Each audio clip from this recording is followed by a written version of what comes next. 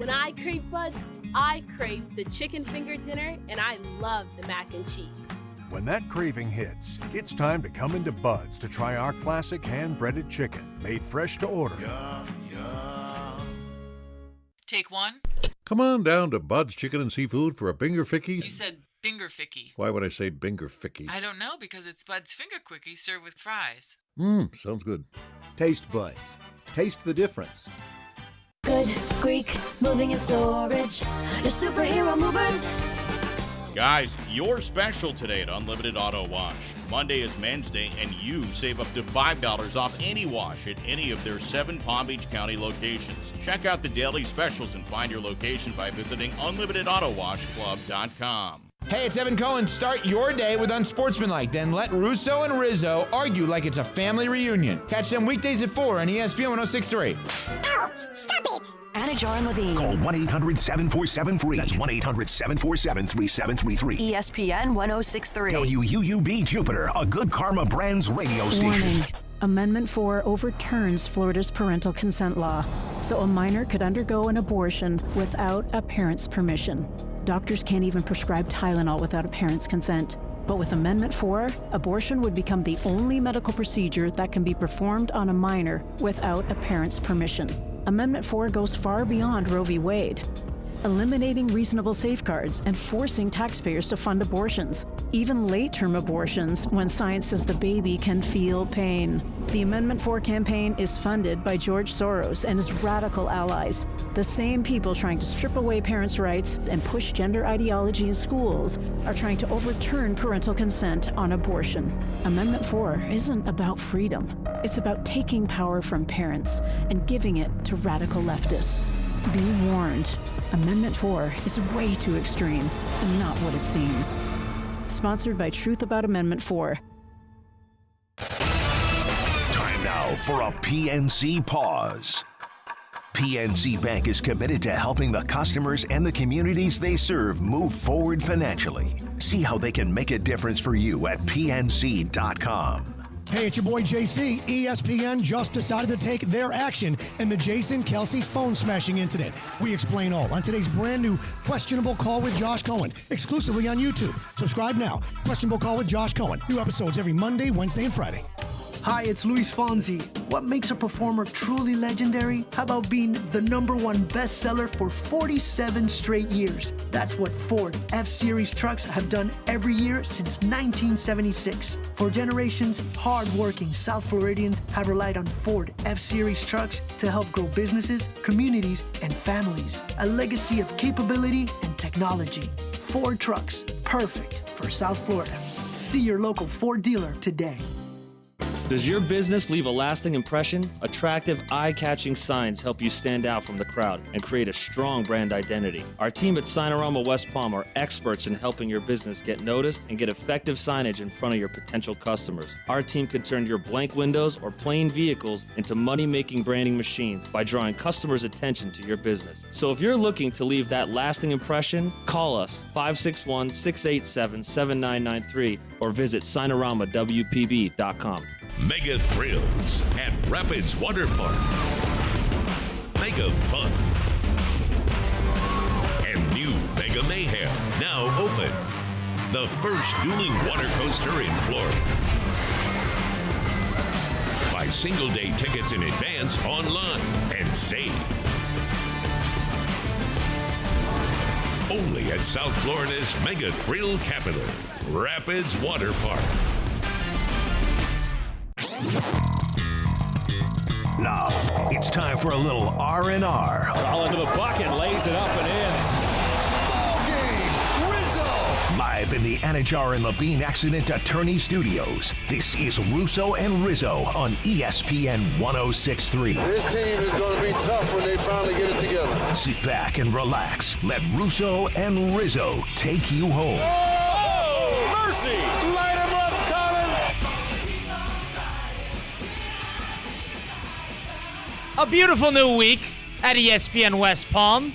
Another coach yet to fall in the domino of firings. Dennis Allen out as Saints head coach. Goodbye. See ya. Good riddance.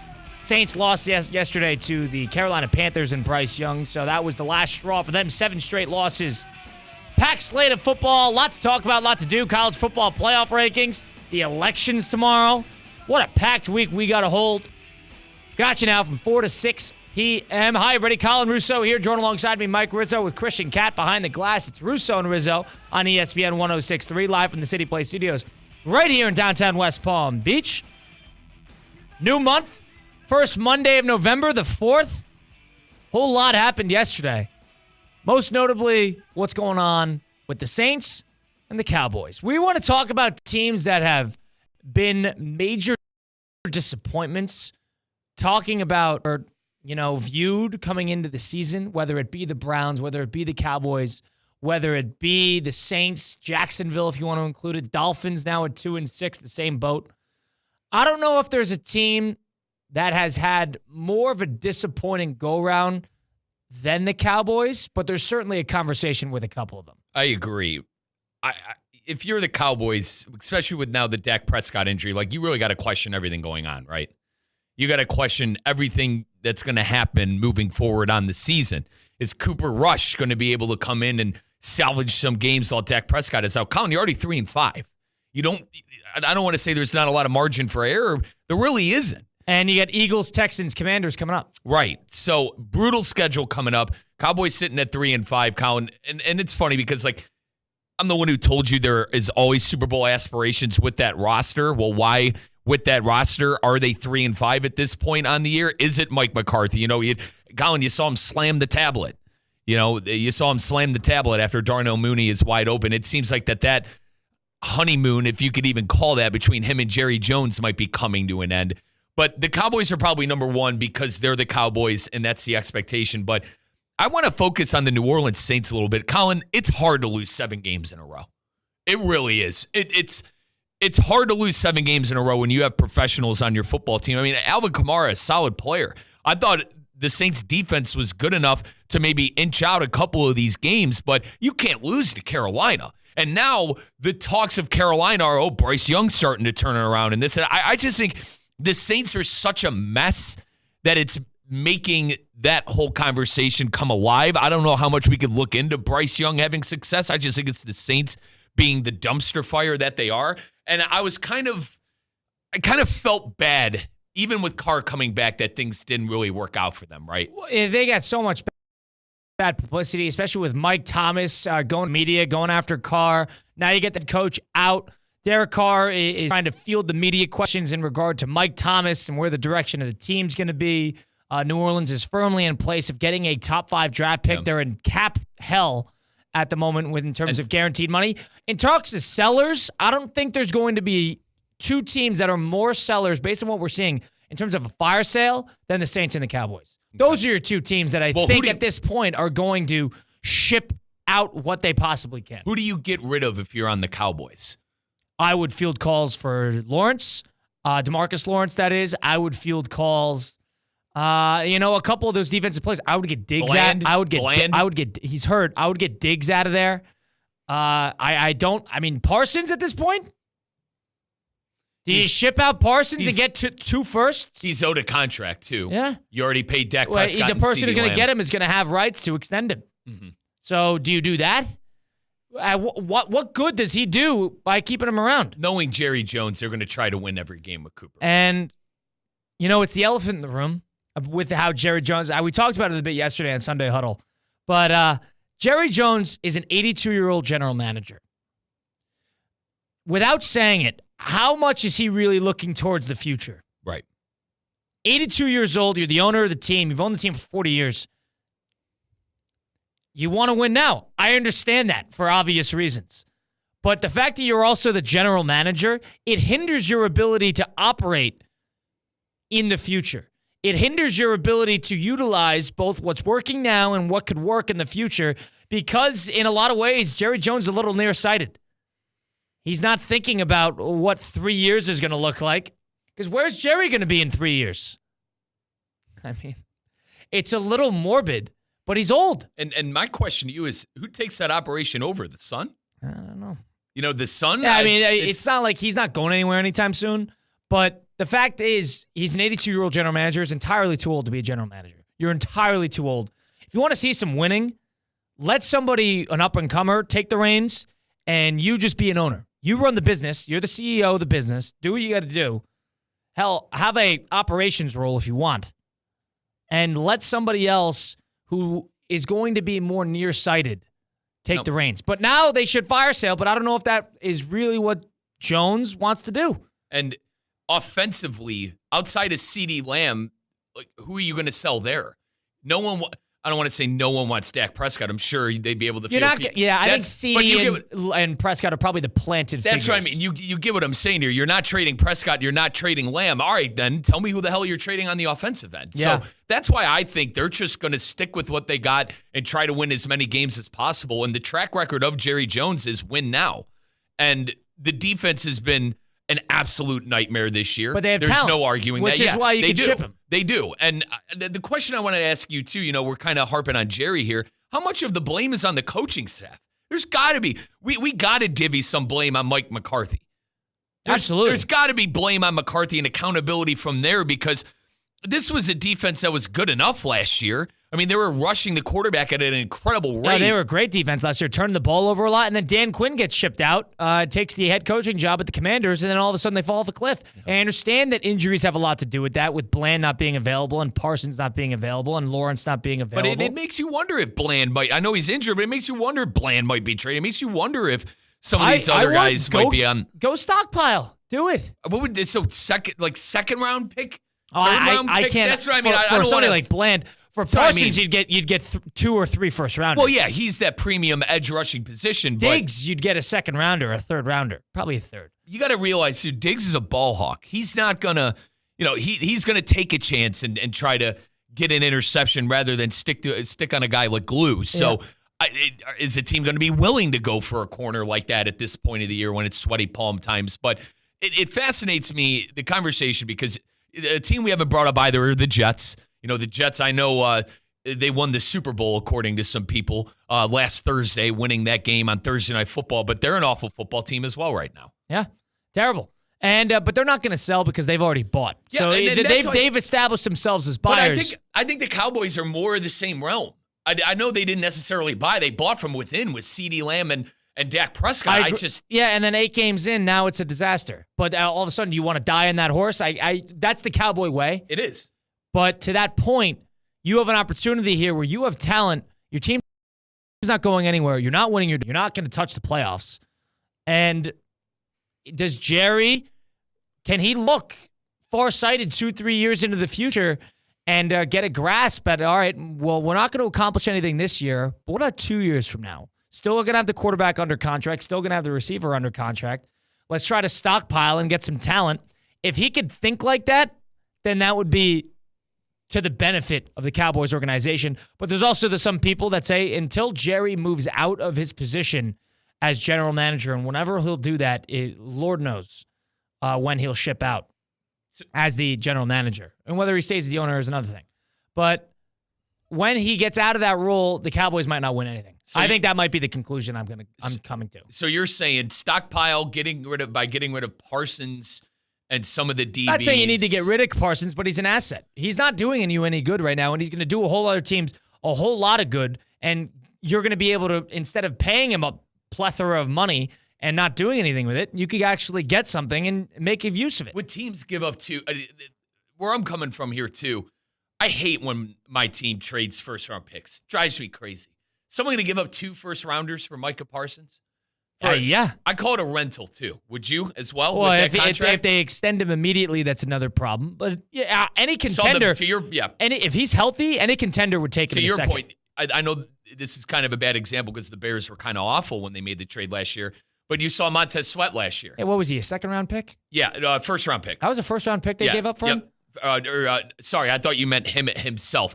It was a second rounder. Yes, it was a second rounder they gave up. I thought you meant Sweat himself, but they did extend him. The point I was trying to get to, the Bears got him and then they extended him. Well, how they would handle he wouldn't be a rental because how they'd handle the Parsons trade is, number one, they would make sure that Parsons' agent would agree to a contract extension before that trade went through. That's just how that would go. That's how the Cowboys get the most out of it. That's how the other team gets the most out of it. I guess that's how Parsons gets the most out of it. Call for what it is. I don't see teams wanting to give up 2 first-rounders. It's a tough business, Colin. I mean, tough business when they're going to be the 28th overall pick. It's not as important as the 3rd overall pick. I think that's my perspective on it. If it's a contender that's going to have a late 20s pick, this is worth it. If you're in a Super Bowl window. Let me throw a team out there then. Like, obviously, you're not going to trade intra-division. You know, there's a big stink about the Lions.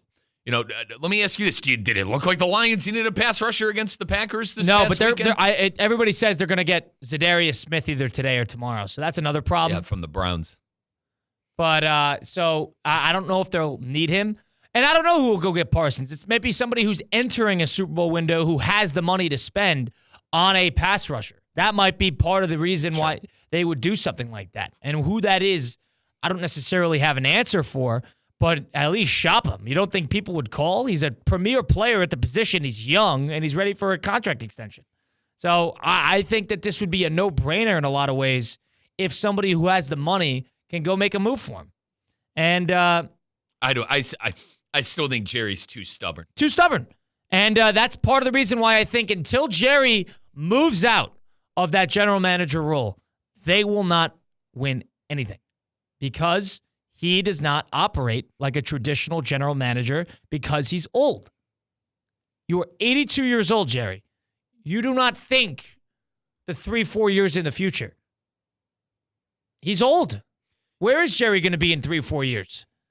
How is he still going to be able to do all this football stuff? Mm-hmm.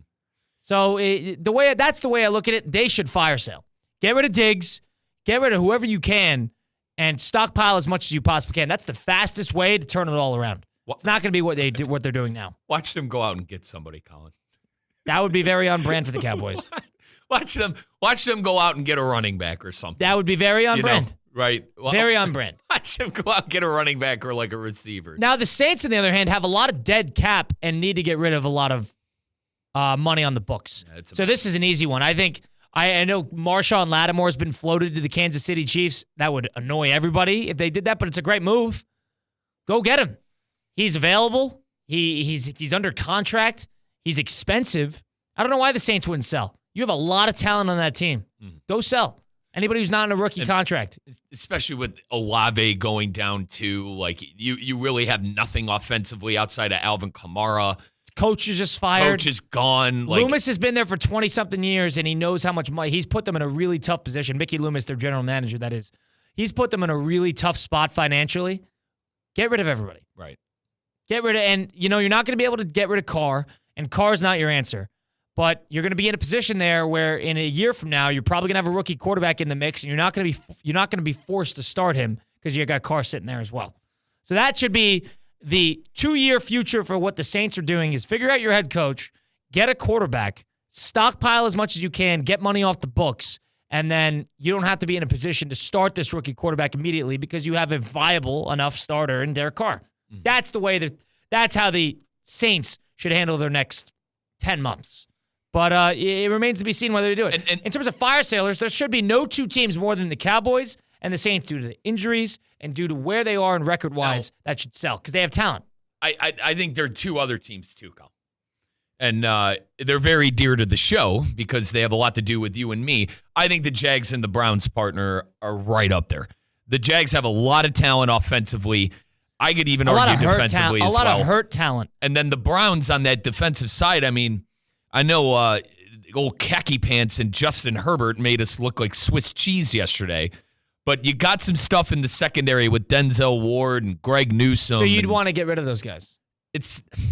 I don't want to get rid of them, but the Browns are very analytical, Colin, and if they truly think that this quote-unquote championship window is gone. If it's gone, then they should get rid of Garrett. If it's gone, they should get rid of everybody. Yeah. Call it for what it is. They got calls about Garrett. They did. And if they think the championship window is gone because the quarterback position isn't figured out, then you got to restart everything. The problem is, bud, you're back to 1-30. You're back to being if you trade those guys, you're back to being the worst team in football again. If you trade Denzel Ward, if you trade Myles Garrett, if you trade Wyatt Teller, offensive lineman, a great interior offensive lineman who could play any position in the interior, You're going to be the worst team in football again. And what's that telling your fan base again? Oh, strap in another 3 years of absolute misery. Now, what do you want? I think you might have to do it, Kyle. I think you might have to do it. There's also you don't have to sell. You don't have to blow it all up, but you got to sell a handful Colin, of pieces. Let's be honest here. If you sell that, you're blowing it up. If you but trade not not everybody, but I understand. But if you trade Ward and Garrett, that's blowing it up to me. Remember our conversation: head coach, quarterback, pass rusher, lockdown corner, left tackle. Like the Browns have had that for the last couple of years, and it's netted them 2 playoff runs in 5 years. Something that the fans have no idea about. And even with Jacksonville, too. You know, I don't know who Jacksonville's going to give Walker, up. the number 1 pick? Not a chance. Not a chance. He's 2 years then under a let me rookie ask you, contract. Why would... Okay, makes sense. Garrett Moore, I was gonna rebuttal. Garrett, why would you say Browns give it to Garrett? Is it because of the contract? Get out of that It's money. a financial decision. So that's my perspective. They're not going to get rid of somebody just for the sake of getting rid of them because it's all about a contractual thing. So you're thinking too many young players on Jacksonville still. Yes. The money they have locked down is either just starting in Hines Allen, the defensive end, or a couple corners. They just signed these guys. So it's not like you're trying to get out of contracts because they just got signed. And I'm not, listen, I think Trevor Lawrence could still have a good career. But the problem with Jacksonville is similar to the Browns and some of these other teams that sign these quarterbacks that aren't panning out. You know, man, I told you when I walked in here, I felt bad for Trevor Lawrence against the Eagles this past Sunday. Here's the way I look at it. There's 2 different types of in trouble. And we'll get to the phone lines before I give this point. But 888-760-3776. That's 888-760-3776, the number to get into the program. We go to Palm Beach Gardens. Josh in Palm Beach Gardens. You're on Russo and Rizzo. Josh, what's on your mind? What's up, guys? How are you guys doing? Good, partner. Good. So I think Micah Parsons, I think the perfect trade destination for him would be Detroit. You look at Detroit, they just lost Aiden Hutchinson. He's out for the year. And if you look at the rest of the NFC and you look around, San Francisco's 4-4. They're not looking too hot. Who else is the Lions' competition? I think this is the time now for the Lions to go all in and get that Aiden Hutchinson replacement. To Joshua's point, Colin, there are Max Crosby rumors floated out there as well. Crosby, a Michigan native. I'll rebuttal with this, Josh. The Lions draft well, right? So why would they give up first-round picks when they could probably hit on a couple of these players in the offseason? Yeah, but then you're looking at 2 years ahead of time.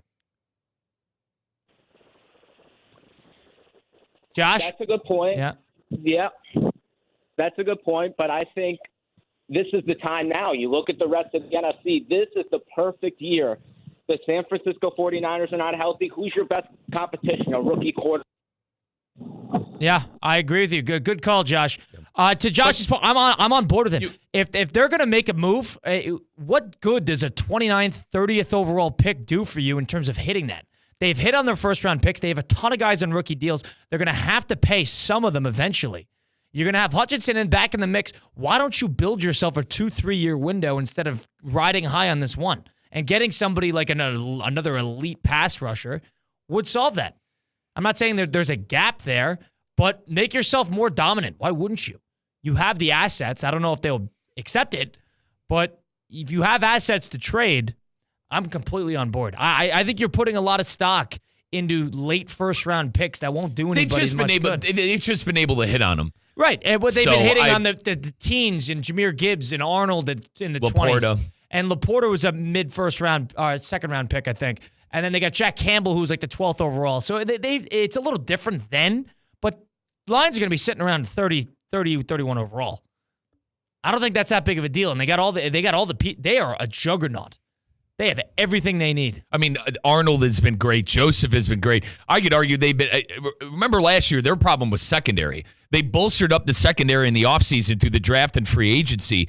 It has helped them tremendously. I could argue they have one of the best secondaries in the NFL. Yeah. Not to mention. And it was a problem last year. Pretty good linebackers are the Anzalone and Campbell as well. It's similar. They're a juggernaut. I agree. They're 7-1. Kyle, similar to what I said about Dallas, on brand for them to probably buy and not sell. I understand. Strike while the iron's hot. You're 7-1. Just doesn't seem like something they would do to give up the farm for an edge rusher right now. It's just, for some reason, I don't see it happening. Yeah, I think it's solely because of Jerry Jones. And I tend to agree, but it's not because of that. I don't think that's going to happen. It's what they should do. And you disagree with me on the Lions part. What? That you think the Lions are going to go out and get like Crosby or they're probably not going to get a top-of-the-line guy. Maybe because they think they don't need it. But if they're available, I would make the move. Like, here's the thing. He does more for you than Zadarius Smith. Like, Josh Pascal is hurt now, too. Yeah. You know, he's questionable. He's banged up. That's just yet another edge rusher. Go get a top-tier guy. Crosby, go get him. I know it's going to cost a lot, but it's worth it, in my opinion. It's Russo and Rizzo, ESPN 1063. That's Mike Rizzo, Colin Rizzo, Christian Cat, of course, behind the glass. We'll overreact a little. I want to get some Overreaction Monday presented by Hard Rock Bets. Stick around. It's Russo and Rizzo, ESPN 1063. Live from the Anajar and Levine Accident Attorney Studios. Anajar and Levine Accident Attorneys. Call 1-800-747-FREE. This is ESPN 1063. Hi, it's Evan Cohen. The stakes are high, the lights are bright, and ESPN 1063 has the game. NFL Week 9 is on. Monday Night Football is in Arrowhead. The Bucs and the Chiefs finish Week 9. Pre-game starts at 7:30. So stay tuned to ESPN 1063 and let's witness history together. Lowe's knows that to win the job, pros need the best prices. That's why only at Lowe's, MVP's Pro Rewards members can get a volume discount on eligible orders as low as $1,500 at the Pro Desk. That means you get the prices you need to start any job, small or large, because Lowe's knows pros. Valid in-store only. More terms and restrictions apply. Visit Lowe's.com/terms or Pro Desk for details. ABC Wednesdays. Y'all complain all day. We want books. We want paper towels in the classroom. Bet you want raises too. I'm still waiting on the paper towels. Abbott Elementary returns with a new season. We asked the district for more after-school programs. They gave us $50 for class pets instead. Critics cheer. Abbott Elementary continues to be one of the funniest and most beloved shows on TV. What y'all doing out there? Taking bribes. Proud of y'all. Abbott Elementary, Wednesdays, 9:30, 8:30 Central on ABC and stream on Hulu.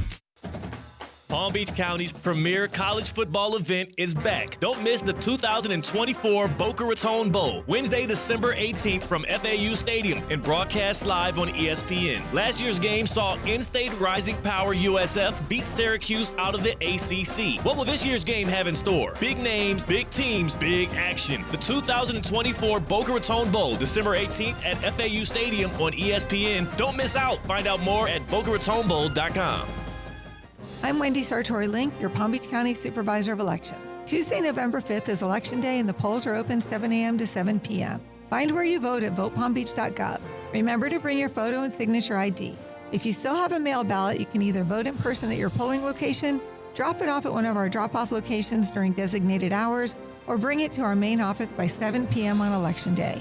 It's an honor to serve and ensure your vote counts. See you at the polls. Sponsored by the Palm Beach County Supervisor of Elections Office.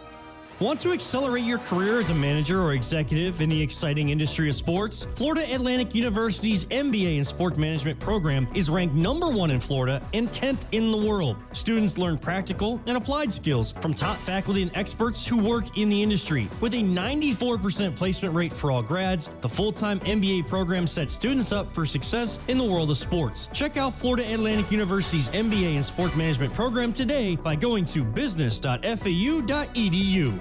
ESPN 1063 is presented by Rubenstein Law. 1-800-FL-LEGAL. Car accident, truck accident, Uber or Lyft accident, or a slip and fall. Call Rubenstein Law. Call 1-800-FL-LEGAL and visit one of our offices throughout Florida. Hey, Shot, I know you be hearing this and that from here and there, but please trust and believe, little mama. I see you gon' ride for me, so I'ma die for you. Let's get back to the Anajar and Levine Accident Attorney Studios. This is Russo and Rizzo on ESPN 1063. Week 9 of the NFL closes out tonight with Tampa Bay taking on the Kansas City Chiefs. Packed slate of Sunday football yesterday. A lot of upsets on ranked teams in the college football landscape on Saturday in Week 10 of that season. It's Russo and Rizzo on ESPN 1063. Colin Russo, Mike Rizzo, Christian Cat, of course, behind the glasses. Always a whole lot of conclusions to be drawn from what I saw over the weekend. And some are a little more drastic than others. But it's election season. Well, this is the time of the year to be way on one side or way on the other. Let's get into some Overreaction Monday presented by Hard Rock Bet. Sound the alarm. Let's jump to conclusions. There's no room for reason. It's Overreaction Monday. Oh, how could I be so stupid? Presented by Hard Rock Bet. It's Overreaction Monday presented by Hard Rock Bet, where Mike and I give our biggest takeaways from the weekend, and we overreact as best as we can, like we always do, essentially. But, C-Cat, if you have one in mind, too, just let me know. Mike, do you have an overreaction in mind? Yeah, I got a big one. The Big 12 needs to they need to get rid of the auto bid from the Big 12. That conference is such a joke. I watched 2 Big 12 games after the Ohio State game. Iowa State and then Kansas State. And what a disgrace. Kansas State and Iowa State were both better than the teams they played. With all due respect to Texas Tech and with all due respect to Houston, all right? No one wants to win that joke of a conference. I understand BYU's undefeated, and there's your team. And it looks like, but they're come on, BYU. Yes, BYU. They got 2 ranked wins. They're undefeated. They beat SMU, who's underrated. Come on. SMU's the 13th ranked team in the country. They beat them. They need to get rid of that auto bid out of the Big 12. That conference is a joke. That's number 1 for me. That Kansas State was a disgrace losing in the rain to Houston. And Iowa State, what a joke they were. I mean, what a waste of time that game was watching that one. Texas Tech drove, 80 yards to end that game? Oh, yeah, it's terrible. They drove 80 yards to end the game. How about you get a stop? Iowa State stinks. At home. Iowa State You're stinks. at home. Iowa State stinks. And I agree with that. And Colin, their best game going into that game was Iowa. So let's pump the brakes here on Iowa State and some of these other teams like Kansas State. And one more out of me. Is Mike Gundy on the hot seat? Because he should be. How the hell is that team not good this year with Ollie Gordon and their quarterback that seems like he's on their 8th year? That's mine, Colin. One of them. They love him down there, so that's one thing. But I understand the Big 12 point. They want to encourage teams to be in a conference, which is why they give them the auto bid. I'm in on. In comparison to what? Just let them be at large. You want to disband the conference? No, not disband the conference. Just they're a group of 6. Then what are you gonna do with group of 7? What are you gonna? Then they don't count it for basketball. What about basketball? It's the best. It's the best. How is it different? It's the same rules. I'm talking college football playoff. I understand, but for the auto bid. How are the TV contracts going to be suffice with that for the basketball side of things? They pay a lot of money for those basketball games because they know it's the best conference in college basketball. In order for them to be satisfied, they need a team in representation in the college football playoff. It's part of the contract. They want a team in there, so you're just going to ban all those teams just because they're not good this year? It's not your ban them. They just don't have the auto bid. Well, if you're auto bidding, you're insinuating that no team should get a bid. That's where I'm at this point, Colin. To hell with the TV contracts. Logistically, no sense. I love that you're bringing me back to earth on Overreaction Monday. That's my damn overreaction. Screw the TV contracts. Big 12's awful. I'm sick of watching it. I alluded to it, and I'm not sure yet on 2 of them. One of them has something to do with the Big 12. No. If it's an overreaction, react. Colorado's going to make the playoff. There we go. Why do I think that? Because that Iowa State loss that Mike just alluded to just paved a way for Colorado to steal a bid here. Colorado doesn't play. They haven't had a tough schedule to begin with, but and they got waxed by Nebraska. They lost to Kansas State, so that was not a good game right there. But Colorado is in a situation here. They only have 1 loss in conference. The rest of the season is as follows. They're coming off the bye this week. They're at Texas Tech, which is not going to be an easy game. It's their toughest game the rest of the way. Then they got Utah at home, who stinks, at Kansas, who stinks, and Oklahoma State at home, who stinks. Now Colorado smells a little blood in the water. Colorado now needs Kansas State to beat Iowa State the last game of the year. Because if Kansas State beats Iowa State, then Iowa State's going to have 2 losses in conference. Colorado will get the auto bid into the Big 12 championship game. They're going to have a chance to get an auto bid if they beat, let's assume, BYU in that Big 12 championship game, and I think they would. BYU plays half of the time. You're buying BYU. I like BYU, but I think Colorado could beat them because Colorado's got the quarterback. Colorado is better than advertised, I think. Watch them do it. They smell it now. You don't think Colorado knows about this now? They know their path has opened up a little bit. They just need a little help from Kansas State. Watch Colorado make the playoff. I got one for you. Go ahead. Say it full-throated. Saquon Barkley is a top 5 running back talent that this league has ever seen. Saquon Barkley, if drafted to anyone who was not garbage, and the Giants have been garbage his entire tenure there, if he was drafted to a competent team, we were talking about Saquon Barkley is a Hall of Famer already. Colin, what a fun player. Dating back to Penn State. Agree. Fun player. Is he better than Walter Payton, yes or no? Yes. No. No. Is he better than LaDainian Tomlinson, yes or no? Yes. Absolutely not. No. You haven't seen what I've seen. Dude, LT. Is he better than Barry Sanders? No. Barry Sanders couldn't wash Saquon Barkley's shoes. Colin. No. No. Or shine them. Is he better than Adrian Peterson? No. Toss up. No. And you want to go Marshall Faulk? I want to go Marshall Faulk. I want to go any name you spit at me because Saquon Jim Barkley. Brown. God, no. Yeah, listen to the guys that Saquon Barkley is playing against are vastly superior to a lot of the names that you've named. I'll listen top 5 back in the last 12 years. This century. Definitely top 5. I'm okay with top 5. Is he better than Derrick Henry? No. Yes. No. Last 2 millenniums, top running back, Saquon Barkley. I don't think not. He's not even the best player. Once we he's go not to even the best running back in the league at the moment. That's to Seacat's point, and to what I was trying to make before I got hit with TV contracts over here. It is overreaction Monday. Yes. So, Colin, I got one that you're going to laugh at. What's that? The ACC is so phony. How about Clemson losing to Louisville? They didn't just lose. At home. They got bamboozled. And don't give me that, Colin. Don't give me that garbage touchdown at the end of the game and the fans throwing the damn water bottles on the field. By the way, let's stop that. Can we stop that? We did that too. The Buckeyes did that too. Again, when Nebraska. Let's stop throwing the water bottles on the field. I agree with that. Back to the ACC. Is Miami good? Are we sure Miami's good? Yeah. You sure? Great? No. Good? Yes. Kyle, 34 points to Virginia Tech, 38 points given up to California, 45 to Louisville. Listen, maybe Louisville. Oh, and that's one side of the field. Start naming how much they scored. You're right, but I wonder if they can do it against the upper echelon SEC teams. And I say upper echelon Big Ten teams. That's all there is. Let's be honest. Oregon, Ohio State, and Penn State's the only thing that the league has right now. I think Miami Indiana. I think Miami would beat Penn State. Really? Yes. I think defensively, Penn State worlds better. Miami has not faced a defense like Penn State. Agreed? Miami, sure. Miami would be in a situation where they got to score. I think they got to score 27 points, 24 points. I personally think Aller could score against that defense. Maybe.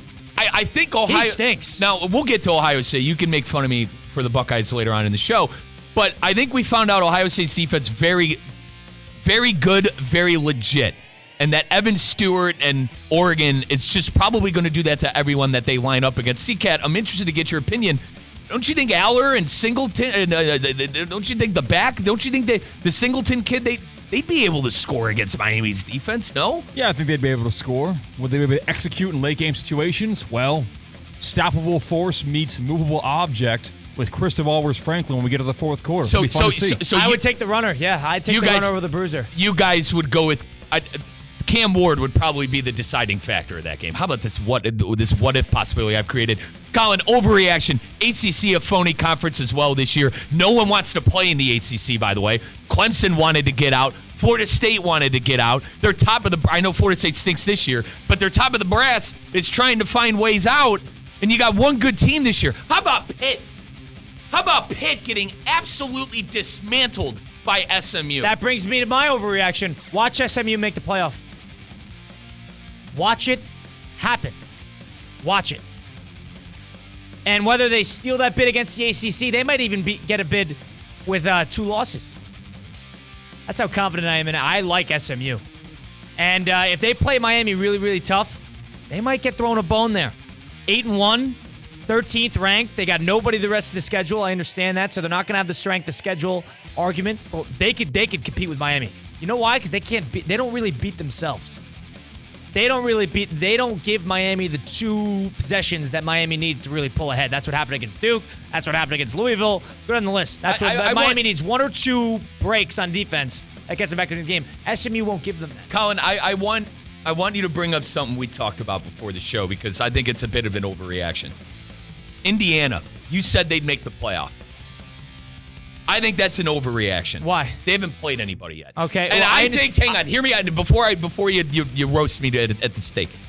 I respect 45 no matter, like, they're consistently putting up 40 points. I understand that, and I respect that. Similar to our Miami conversation, I don't know if they'd be able to play defense against an upper echelon team. That schedule's a joke. Well, okay, an absolute travesty. And shame on the Big Ten. I'm a Big Ten guy. That schedule's a joke. Those teams are a joke.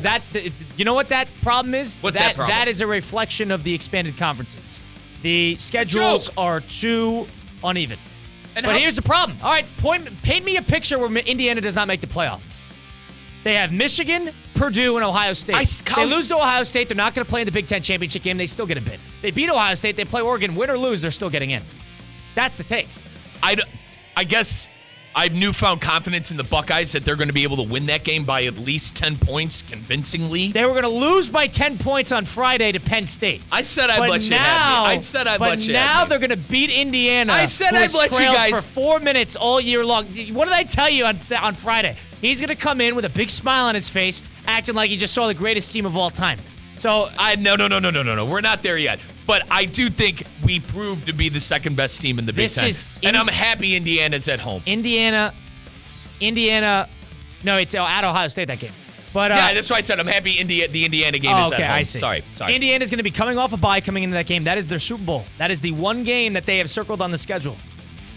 Indiana's going to be ready for that game, even if they lose close, unless they get blown out by 35 points, which won't happen. If they get blown out, that's the only situation I could see them not getting a bid. They're going to be a one-loss team. Let's add this in there. Penn State stays undefeated, okay? Alabama stays at 2 losses. Tennessee stays at...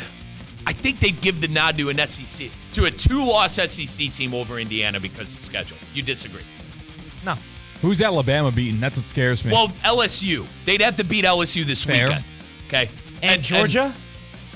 Yeah, I forgot about that game. And also on the flip side, sorry. I thought you were joking. Yeah, I forgot about partner, it. I thought you were asking me like this weekend, alluding to they had to beat LSU. On the flip side of that, Colin. Just the best win in college football this year. God. On the flip side of that, hang on. That's better than the Ohio State win for Oregon? What? Is that better? That win Alabama over Georgia is better than Ohio State against Penn State? No. Oregon beating Ohio State. Some people say that Ohio State win's the best win of the season. Georgia, I know they're a quarterback away. That's the most impressive one. Okay. But I still think they would give the nod to an SEC team over Indiana and put in Ohio State, Oregon. But Indiana's not going to be Penn that State. odd man out, I don't think. I think that would be Penn State is that odd man out because I think Indiana's a story, too, and I think they like that. And this is why they want money. And Penn State football drives viewers to televisions. They want money, not stories. This is why I had this take with Miami, because I'm doing the same thing with Indiana. Folks, when you don't play anybody, and I understand people would say, Ohio State's best win is Penn State. They're a top 12 team, whatever, okay? When the Buckeyes played Oregon, they proved something, that they could hang in a game. Would they lose another big game, and was it terrible? Yes. So why don't you explain to me why Penn State would get this bid over over Indiana? Because they lost. They lost. Now they lost what? Close to Ohio State? Correct. Well, they haven't played Ohio State yet, so you can't say that about But Indiana. I told you in my hypothetical I built up in my mind, Ohio State wins by 10 at home. I don't see how it's close. That's a hypothetical that doesn't make any sense. sense. You think it's going to be close? Here's what happens. Here's the truth of the matter. Indiana's won every single game by 14-plus points. They have scored 42, 52, 42, 41, 56, 31, 47. Penn State does not have wins like that. And just off of Penn State, you want to talk about brand? Maybe. But it's not like Penn State is blowing the doors off every team. That's why Indiana would get the nod. I wish Indiana were to, and I understand USC has been shambolic. I understand Washington it hasn't been the best team. Some of these teams that came over. I wish they played a team like USC, who's had a down year, Colin, with talent. Because I would love to see them. If they put up 40 against 4 stars and 5 stars like that, sure. But I'm talking about how the committee's going to think. They're going to see them throttle the entire Big Ten, and of course that Ohio State game will mean something. But it's on the road versus Penn State being at home. Then let me ask you the last part on this. I'm sorry this is taking so long. Who wins, Indiana or Penn State? Head to head. Neutral site. Indiana's a better team than Penn State. Neutral 1,000%. Neutral site. Yeah, 1,000% Indiana. We'll put it at a neutral site. I think Indiana wins in all 3 locations. CCAT, neutral. Indiana beats them at Penn State. They win at home, and they would win on neutral. CCAT, neutral site. Penn State minus Indiana. 4.5. That would be the line. I'm with you. That's Penn State minus 4.5 over Indiana. I don't underestimate. Tell me what Penn State has showed you. They beat Wisconsin on the road. Wisconsin just lost 42-10 to Iowa. They've shown me a team that has a much more matured quarterback from last year. They showed you a team that is high on the AP poll at the beginning of the year, which is why there's a bit of a bias towards them. That's what that's showing. An Indiana team that's unranked in the AP poll is unwilling to admit that they were completely wrong on. They should be higher than what they are right now. Indiana's at 8. They should be higher than that. I can't.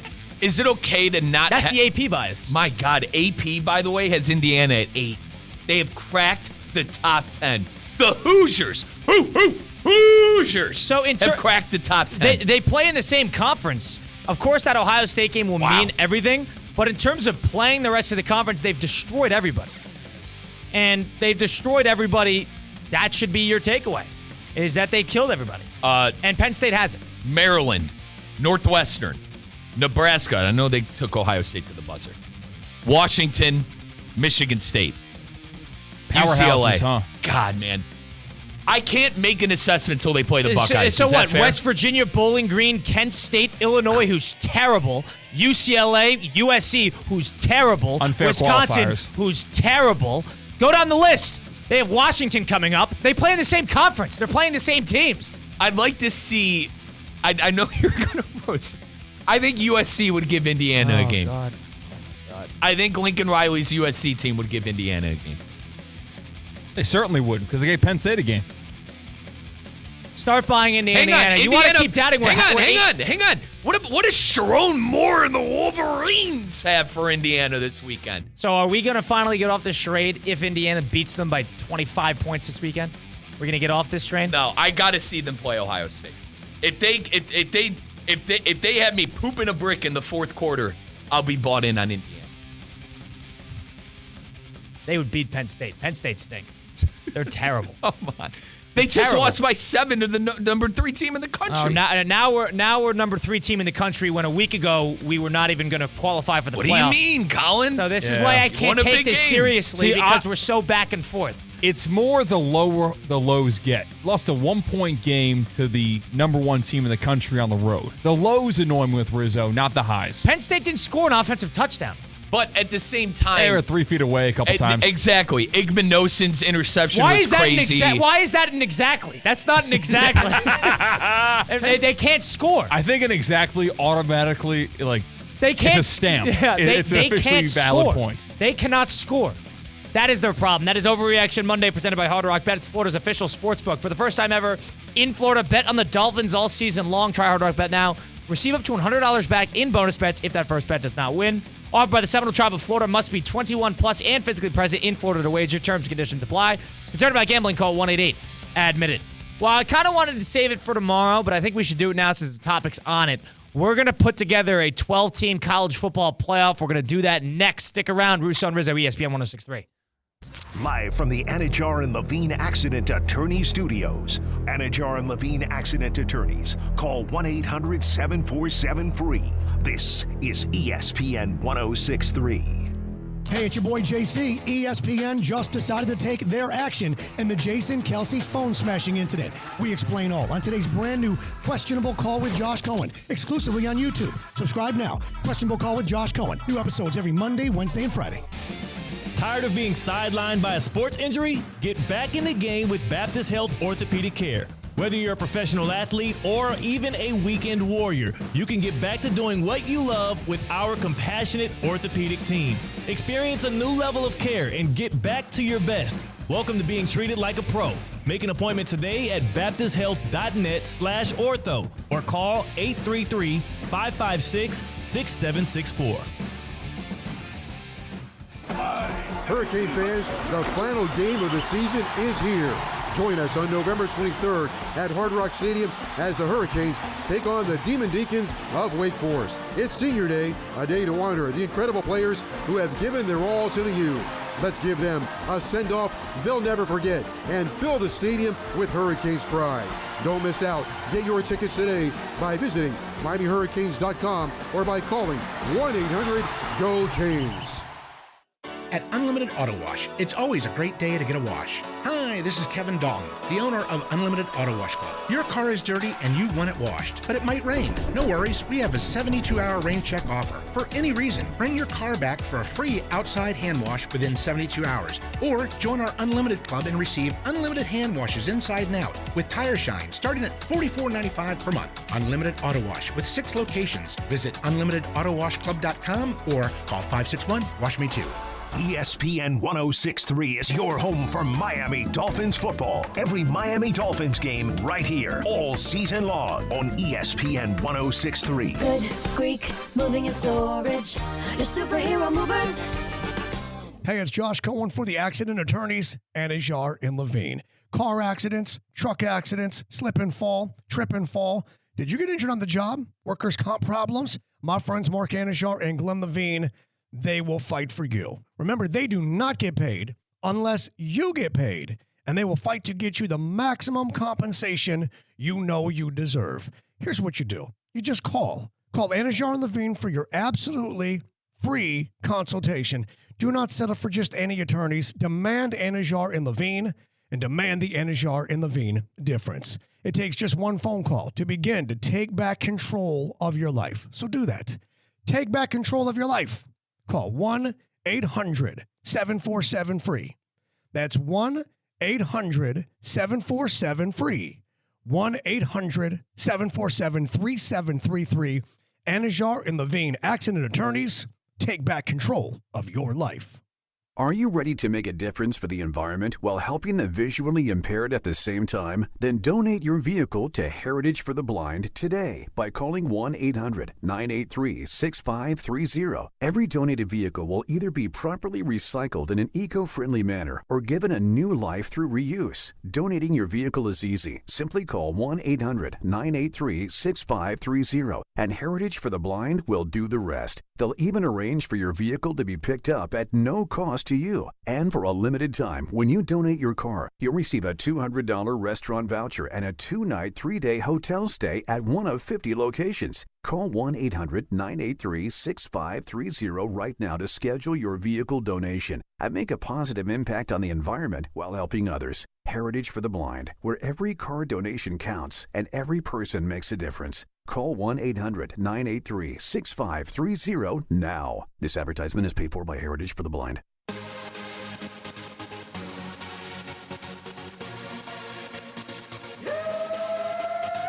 Let's get back to the Anajar and Levine Accident Attorney Studios. This is Russo and Rizzo on ESPN 106.3.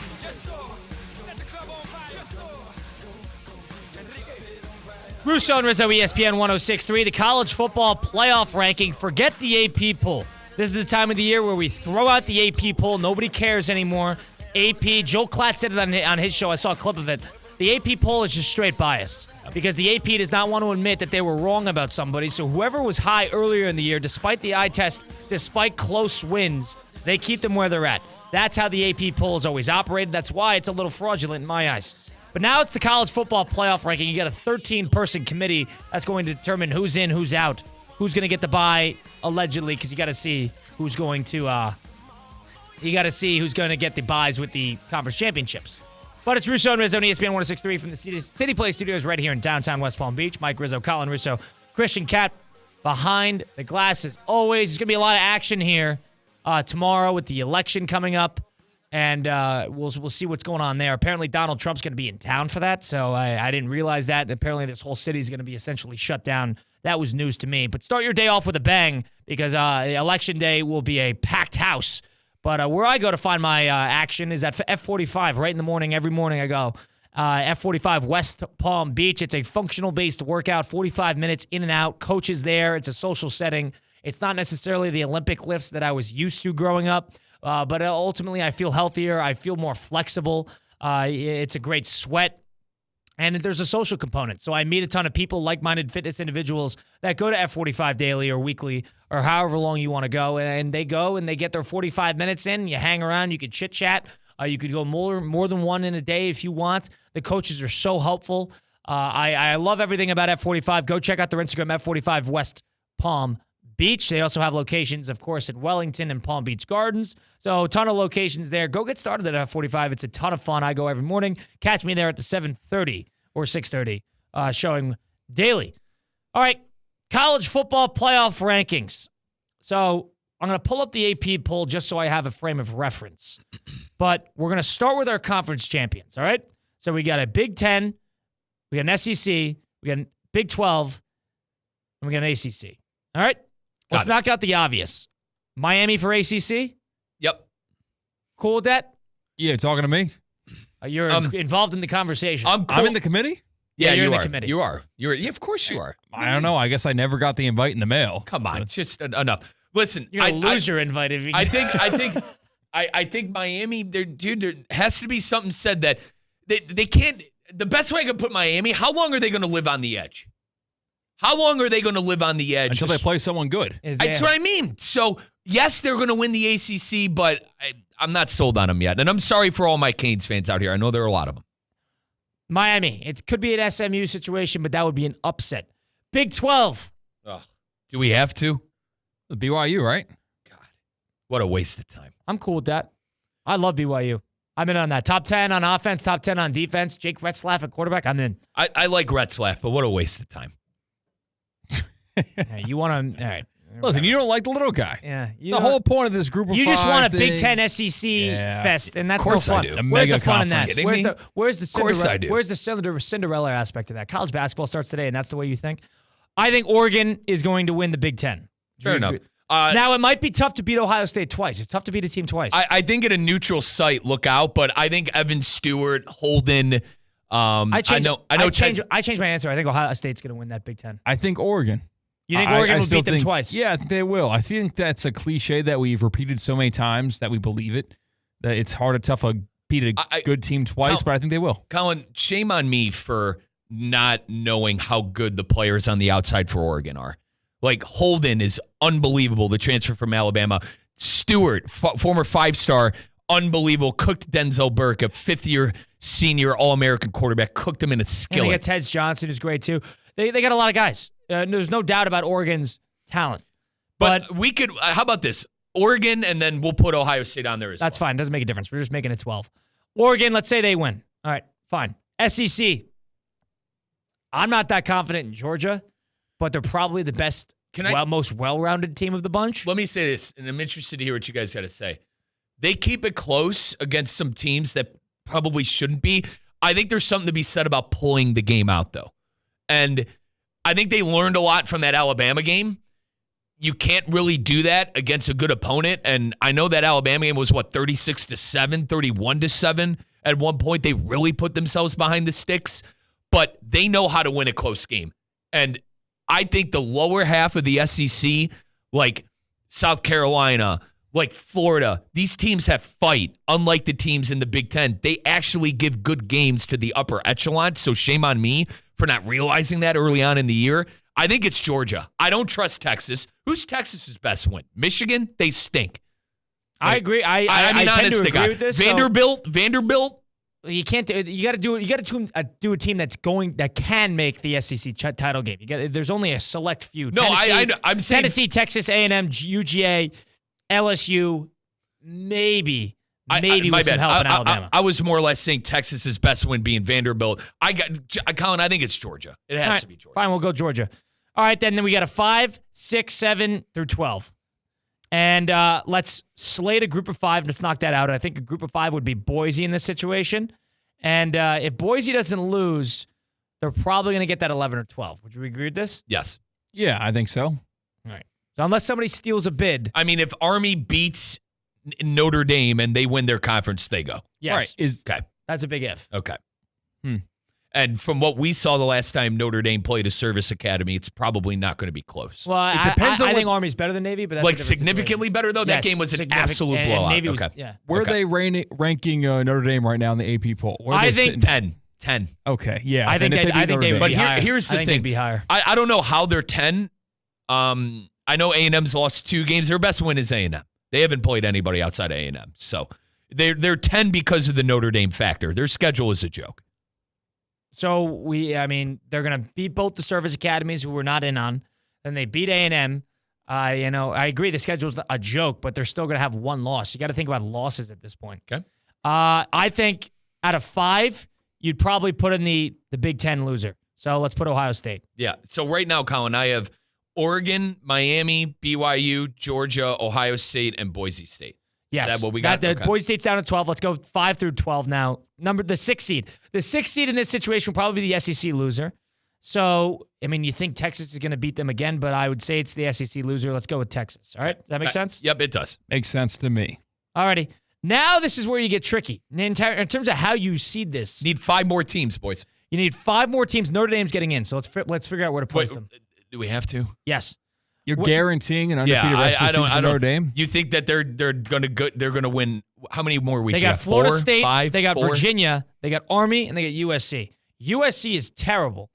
Florida State is the worst team in college football. Can't Army is their tough game. You're telling me Lincoln Riley can't give us the gift that keeps on giving? No. And that's Notre Dame losing. You late love in the 2 year? teams for some strange reason. USC and Penn State. Both teams are rough to watch. I'm a Big Ten guy, man. I'm going to assume that Notre Dame would get a home game. We'll put them in. I think Notre Dame would get a home game. Can I let the judge I'll be put known? I'll put them at 8. That's my take. Colin, can the court be known I'm not a fan of that? Can we have that on record? It's on record. Do you want that? Are you comfortable with that? Would you give them a home game in that situation? I think they would. A 1-loss Notre Dame team, I think, would get a home game and an 8-9 game against an SEC team. I think it depends on how you value good wins versus bad losses. That Notre Dame was the worst loss of anyone we're considering in this playoff. I rather, Colin, and you're going to make fun of me, I'd rather see Penn State, Alabama, 1-loss Penn State or 1-loss LSU. Notre Dame? 1-loss Penn State. Because they kept that loss is not a bad loss. It's a touchdown loss against a team that's going to be I don't disagree. top And 5 you're team. also assuming that they're going to beat Minnesota, which is not going to be an easy game. Well, if we're assuming they're 1-loss, then they win that game. Yeah. Colin's high on Minnesota because once again I made us take Illinois and they didn't cover. Minnesota's also good. They should have beaten Michigan. They should have 7 wins right now. They would be ranked quite well if that was their record. Okay, all right. So let's knock out the obviouses. Indiana and Penn State. Let's place them. I think the Indiana would definitely play a road game. So let's put them at 10. I like that for now. Just for the sake of you guys getting that one, we'll give Notre Dame a 9, and let's assume they play Penn State.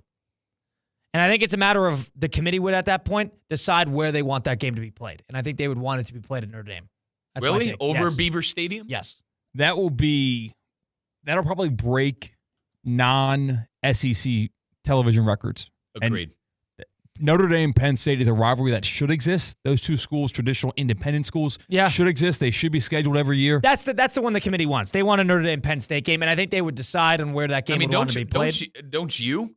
Yeah, that's the big money fight. They're talking wrestling. You book the biggest fight. That game's not going to be fun to watch, but yeah. I'd be, to be honest, as a Big Ten guy, I'd be rooting for Penn State because I can't stand Notre Dame.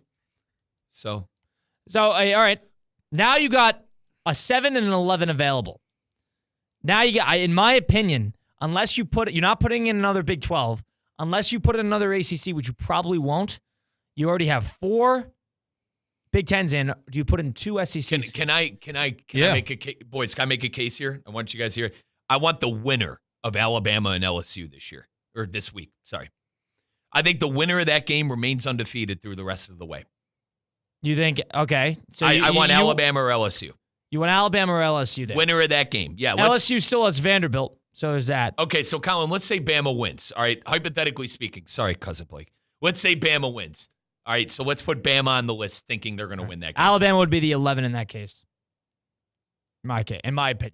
Are you okay with that, C-Cat? Bama's -2.5. I could see it, yeah. Okay. So, and then what, Tennessee?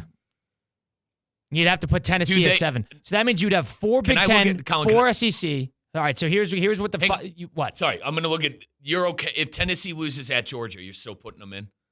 They lost to Arkansas, which looks like... Yeah, I mean, actually, if they probably wouldn't. Yeah, Colin, I think they're going to lose to Georgia. But is the SEC not going to get that nod where the SEC is going to get less teams in than the Big Ten? You think that's how the committee's going to play it? Colin, we already have the entire Big Ten in here. Colin, the Big Ten this year is Indiana, Penn State, Ohio State, and Oregon. You understand what I'm saying? Think about from the committee. The committee is now acknowledging that there are less teams qualified for the college football playoff than the Big Ten. I'm not sure if they want to do that. I think they Colorado? have to. But they hang on. They got to. Saying that'd be fun. They got it, but do you match it with 4 teams in from the SEC, or do you keep it at 3? And then who are you going to put in outside of that? And this is going to be another SEC school. You're not putting in Clemson. You're not putting in Iowa State. You're not putting in Kansas State. You're not putting in the Big 12 loser. Yeah, I'd be shocked if they put in another SEC one of school. these, You'd have to put in 2 SEC schools. Quickly, one of these teams, Tennessee, A&M, Ole Miss. It's one of those teams that would get in. Agreed? Yeah, probably. And they wouldn't get that 7 seed. So it's a matter of who that 7 would be. So maybe they put Penn State and Notre Dame at that 7-10 game and then do something else at that 8. So the 12 that would probably get in if that started today would be Oregon, Georgia, BYU, Miami is the buys. Then from what we have, we would have Ohio State taking on Boise State. You'd have Texas taking on Alabama, which would be interesting because that would be a fun one because they haven't played. And you'd have Indiana taking on A&M, Penn State, Notre Dame. Wow. Sign That's me up. capitalism. I love the college football playoff. I man. do too. And it's America rocks. So funny to me that people didn't want the 12-team playoff. I'm like, dude, you don't want more meaningful Who didn't want football? the 12? Who didn't want that? A lot of This is traditionalists a out lot there. of people. And this is, Colin, this is the argument. All right, we'll get to the argument on the flip side. Russo and Rizzo, ESPN 106.3. Anajar and Levine. Call 1-800-747-FREE. That's 1-800-747-3733. ESPN 106.3. WUUB Jupiter, a Good Karma Brands radio station. Hi, this is Blaine Isbell, Corporate Vice President of Team IP. For over 30 years, Team IP has been a national leader in decorated apparel and promotional products. National corporate brands and 22 college bowl games, including the Boca Raton Bowl, make Team IP their partner of choice. Team IP, located right in our community in Stewart, is a proud partner of ESPN West Palm. Contact me anytime at 877-821-8643 or head to teamip.com and take the first step in making Team IP your team to boost your brand. Hi, it's Luis Fonsi. In the world of music, versatility allows you to capture the moment and create something amazing. Ford SUVs are designed with the same versatility in mind. The Ford Escape or Explorer can make any day a beach day with room for family and all your gear. And the Ford Bronco or Bronco Sport give you the freedom to go over, around, or through almost anything that comes your way. Ford SUVs, perfect for South Florida. See your local Ford dealer today. ESPN West Palm and Humana are proud to recognize military veterans within our local community. Our Veteran of the Month is Richard Codd. Richard served 4 years in the United States Air Force while stationed in Montana, with 2 overseas deployments in Kuwait. Throughout his service, he exhibited remarkable dedication and skill. Richard is committed to honoring our nation's heroes every day in his personal and professional life while he lives in Port St. Lucie. He's an avid soccer fan and devoted supporter of Real Madrid, one of the best teams in the world, with the likes of Jude Bellingham and Vinicius Jr. His favorite athlete is none other than Real Madrid legend, Cristiano Ronaldo. Join us in extending our heartfelt gratitude to Richard for his unwavering service, sacrifice, and continued dedication to his fellow veterans. Richard Codd is the Veteran of the Month, presented by ESPN West Palm and Humana. Hey, it's your boy JC. ESPN just decided to take their action in the Jason Kelce phone smashing incident. We explain all on today's brand new Questionable Call with Josh Cohen, exclusively on YouTube. Subscribe now. Questionable Call with Josh Cohen. New episodes every Monday, Wednesday, and Friday. Time now for a PNC pause. PNC Bank is committed to making a difference in the lives of the customers they serve in the South Florida community. See how at PNC.com. You're listening to ESPN 106.3. Be a part of the excitement as the nation's top collegiate place kickers are honored Monday, December 9th at the Lou Groza Award Banquet, presented by the Orange Bowl. Meet the top college place kickers in America, and the area's best prep players and coaches are honored. Guest speaker, former NFL head coach Dave Shula. The Lou Groza Collegiate Place Kicker Award Banquet, Monday, December 9th at the West Palm Beach Marriott. For tickets, call 561-233-3180 or visit LouGrozaAward.com. Hi, I'm attorney Robert Rubenstein, and this is Rubenstein's Rules for Personal Injury. Rule number 11. Truck accidents require special attention. Sometimes trucking companies put their drivers in a difficult position, and accidents happen. Driving without sleep can be as dangerous as drunk driving. Loads can be too heavy. Evidence needs to be preserved for inspection without delay. Some trucking companies hide insurance, but we know how to find it. Call Rubenstein Law at 1-800-FL-LEGAL. Offices in Palm Beach and throughout Florida. Now, it's time for a little R&R. All into the bucket, lays it up and in. Ball game, Rizzo! Live in the Anajar and Levine Accident Attorney Studios, this is Russo and Rizzo on ESPN 106.3. This team is going to be tough when they finally get it together. Sit back and relax. Let Russo and Rizzo take you home. Oh, mercy! Light him up, Colin! Second hour. It's a Monday edition of Russo and Rizzo on ESPN 106.3 live from the City Place Studios right here in downtown West Palm Beach. Colin Russo, Mike Rizzo, Christian Cat, of course, behind the glass. November 4th, Week 9 of the NFL, Week 10 of college football, essentially in the books. You've got Tampa Bay, Kansas City tonight on Monday Night Football. College basketball starts today. Election night is tomorrow. Wow, there's a whole lot going on. Daylight savings was over the weekend. Move the clocks back, get an extra hour of sleep. Now it gets dark at around 3 o'clock in the afternoon. Are we a fan of that? No, not at all. I like it, the sun coming up a little earlier in the day. Yeah, I played some golf this morning. It was nice. Did you? Huh? Well, what time did you get out? I left the house at 5:40 a.m. What was your tee time? 7:08 a.m. You were first light? Mm-hmm. And how was what point of the day did it start getting bright out? So the sunrise, 6:30. I was about to ask you, hey, this is how you know I'm from the Midwest. I was about to ask you if you had a frost delay. That's how you know I'm from the Midwest. So 6:30 a.m. And now, I mean, 7. I used to get out and leave the house, and it's like 7 a.m. and all of a sudden, it's dark out. So I'm for it. I mean, people are getting upset that the sun's going down earlier in the day. Grow up. Grow Club up. vibe in I here don't. now. I mean, I'd count if you ask me. I'd rather have it later, but it doesn't. Please, it doesn't matter. We're working anyway. What difference does it make? I mean, now it's a little dark in here, so it's a little strange. But I'm for it. Some people want to make way with it. I like the daylight savings. It's fun for those 2 days a year. Hang on. Is it over 75 degrees and sunny every day? You will never hear me complain, guys, about daylight savings time. All right, when it was the frozen tundra up in Peoria and Cleveland, when it'd be 10 degrees and abandoned buildings and disgusting outside, yeah, you might hear me complain about daylight savings. Not down here, bro. No abandoned buildings here. It's Russo and Rizzo on ESPN 106.3, presented by our pals over at Hard Rock Bet. Well, now you've seen 9-10 weeks of football. It's time to get started on Hard Rock Bet with college basketball starting tonight, too. The NBA in full swing. There's so many different things to get involved on. Last year, you really couldn't legally bet in Florida until Week 14 of the NFL season. Now, entering Week 9, 10, you can still bet on this week's games, the division races, MVP, Rookie of the Year, so much more. Each game. Bet on the touchdown scores, passing yards, total points, so much more. There's so many different ways that you could actually put money on something. Hard Rock Bet's got you covered on all corners. You could also bet on the college football. Even if you don't want to bet a ton of money, put together a parlay. Put together a bunch of different smaller bets to increase your odds. I saw somebody last week on National Tight Ends Day, which was last Sunday. They put together anytime touchdown score parlay. 8 legs, 8 different tight ends. Anytime touchdown scores turned a $20 bet into $140,000. $140,000 did on a Hard Rock Bet. So can you. Get started today. All you got to do is download the Hard Rock Bet on the App Store or the Google Play Store, or go online to hardrock.bet. If you try it now, you get to $100 back in bonus bets if that first bet does not win. That first bet can be a parlay, it can be a prop, it can be the over. Whatever you like to bet, any games you choose, you either win your first bet or get the same amount you bet back as a bonus bet.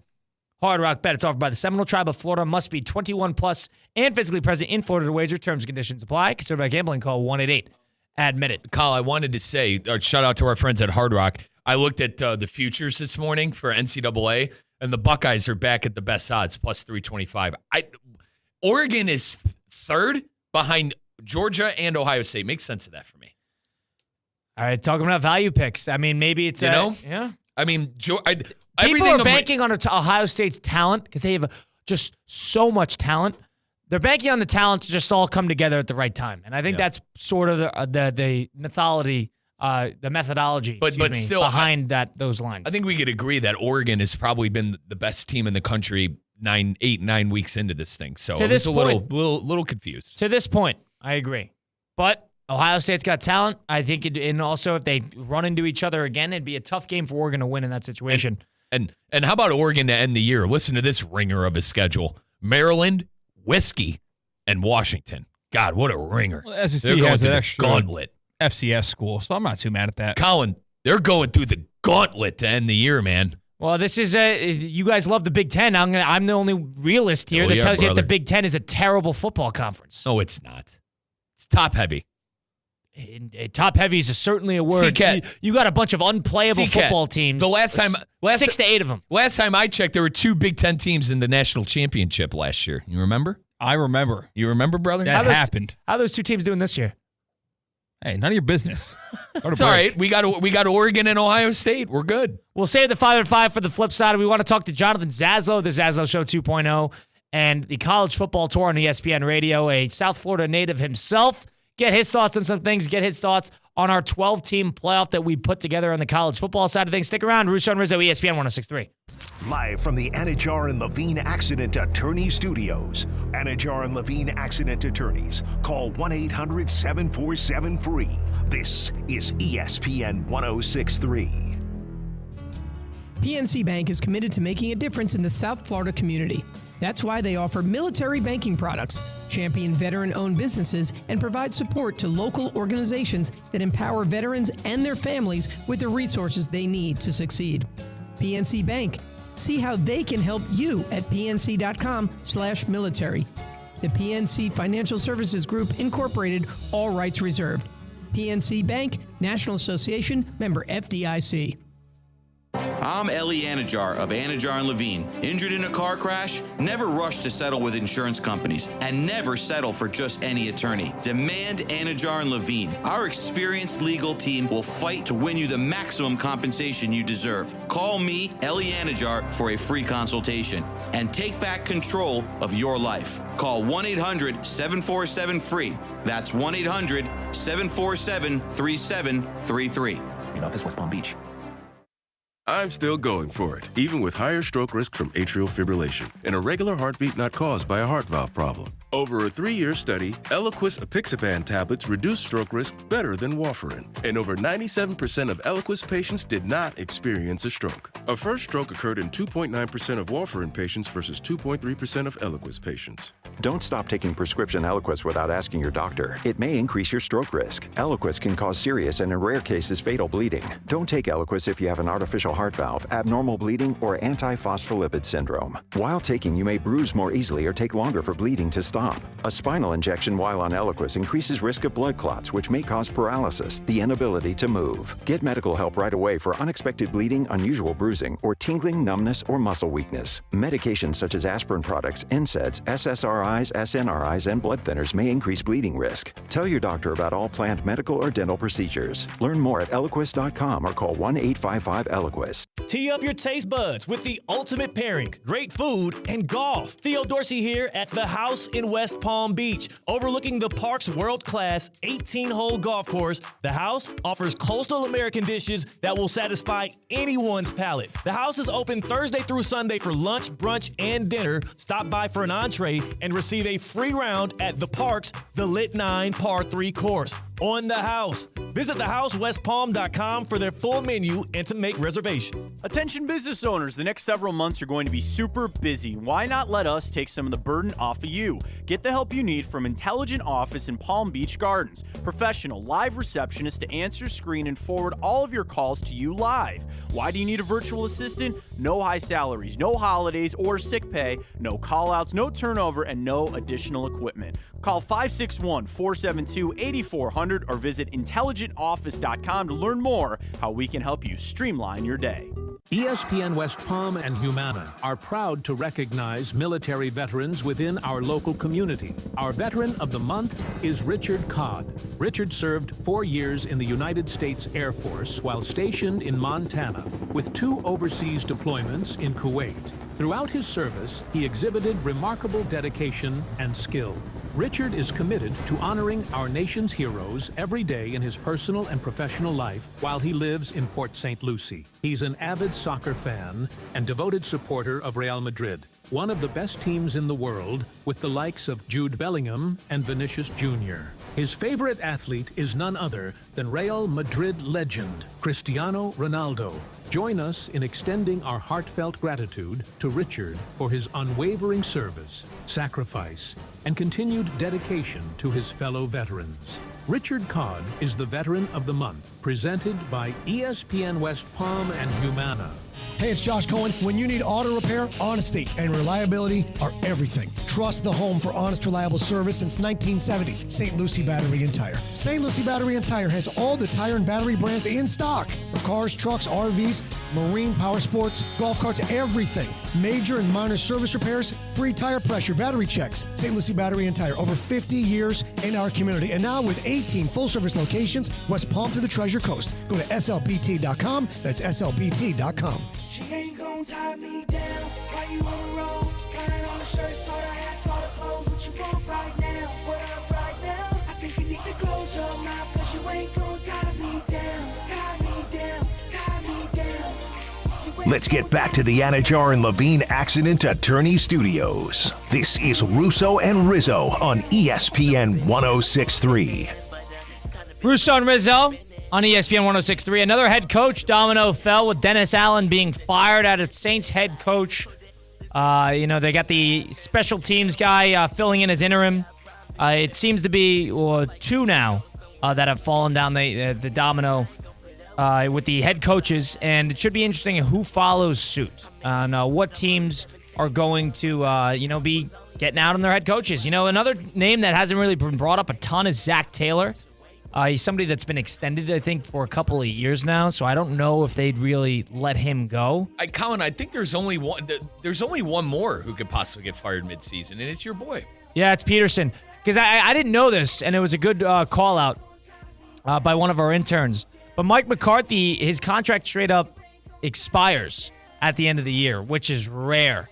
So I think they're just going to let him play that out, and then Cowboys are going to revamp and refigure it out after the season is concluded. But it's Russo and Rizzo on ESPN 106.3. Like to welcome in now via Comrex and maybe via video, I'm not sure, Mr. Jonathan Zaslow, the Zaslow Show 2.0, and the College Football Tour on ESPN Radio Weekly. Big college football guy, is a South Florida native himself. Mr. Zaslow, welcome for joining. How you doing today? What up, Look Zaz? at you. Look at us. We're on video. This is a pleasure. How are you guys? Good, partner. Clear as day. Yeah. You're joining us. If I you're know. sitting right next to us. So first of all, where were you over the weekend? Let's start there. We called an audible this week, just like we did last week, and we went back to Ann Arbor. So it was actually the only place that we are visiting for a second time. So we were in Ann Arbor for number one Oregon and Michigan. Lousy game. Michigan's a very tough watch, but luckily I liked Ann Arbor, so I had no problem going back. They do tailgates great, and I mean, look, the Big Ten was clearly the focal point of this past weekend. So even though you had Oregon, Michigan, there were a lot of stakes involved because of what took place with Ohio State and Penn State right before that game. Well, I mean, this week was categorized by a whole lot of upsets, and we were trying to make sense of it and figure it all out. But so I wanted to get your thoughts on a couple of these things here. Penn State lost to Oregon.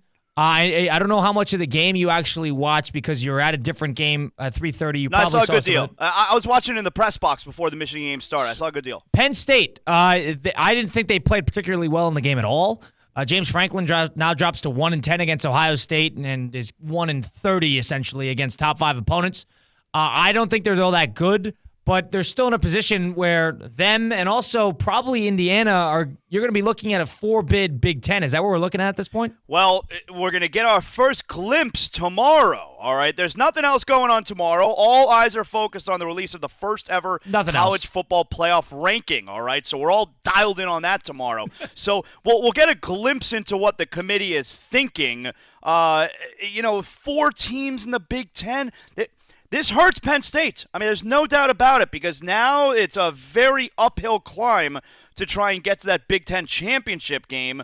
Saturday was obviously a great day for Indiana, who really does look like a juggernaut. I mean, we'll find out for sure when Indiana takes on Ohio State in a couple of weeks, but the door is wide open for Indiana to try and jump into the mix there and potentially face Oregon in the Big Ten championship. Zez, is Oregon still the best team in the country in your eyes? I know we don't care about the AP anymore with the CFB top 25 coming out, but they were unanimously the number one team in the country. Yeah, I think it's Georgia. I do. I'm with you. I think Georgia's the best team. You know, I certainly believe that second half that they had against Alabama, is as good as anybody can play. It's just they also played their worst game of the season in the first half against Alabama. They crushed Texas.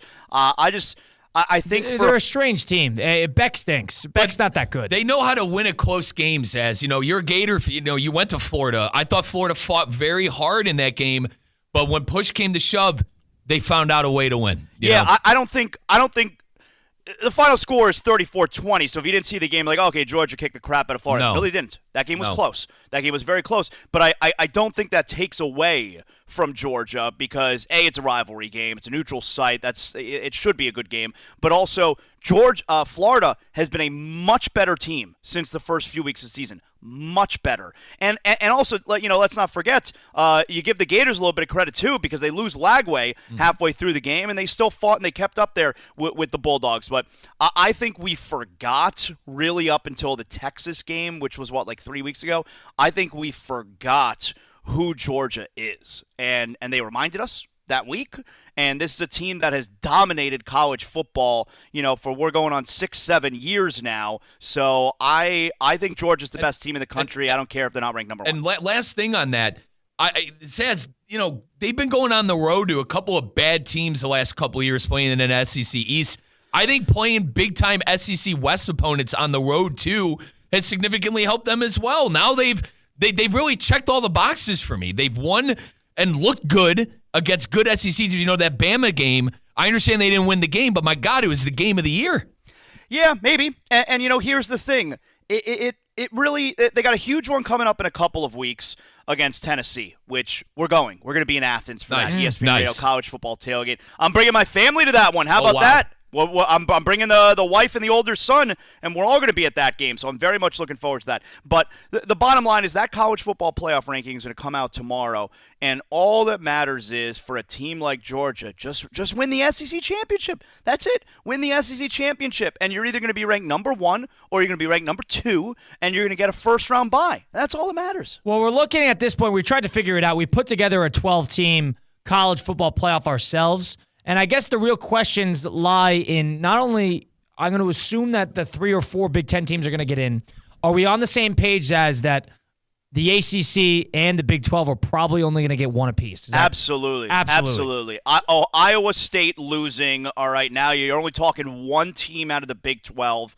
And Clemson losing. I mean, who the heck saw that? You could think whatever you want about the Hurricanes, but Clemson is sitting with 7 points in the fourth quarter at home against Louisville. The Canes scored 52 at Louisville. All right, you're getting – Canes don't play defense, but come on. You're getting – I think you're only going to get one team from the ACC, and I'm really interested in where Notre Dame fits in to the committee's thoughts, because really for last week when the AP came out was the first week that Notre Dame is now in potentially the playoff picture. So we could get an independent, and obviously, the way it looks right now is it would be the Mountain West champion, which is Boise State, all the way up to number 12. Maybe Army has something to say about that in a couple weeks when that whole the season plays out. But I think we're only going to get one ACC team. I think you guys are right. Yeah, Jonathan Zaslow, the Zaslow Show 2.0 and the College Football Tour, joining us now on Russo and Rizzo on the video stream as well, so you can see his face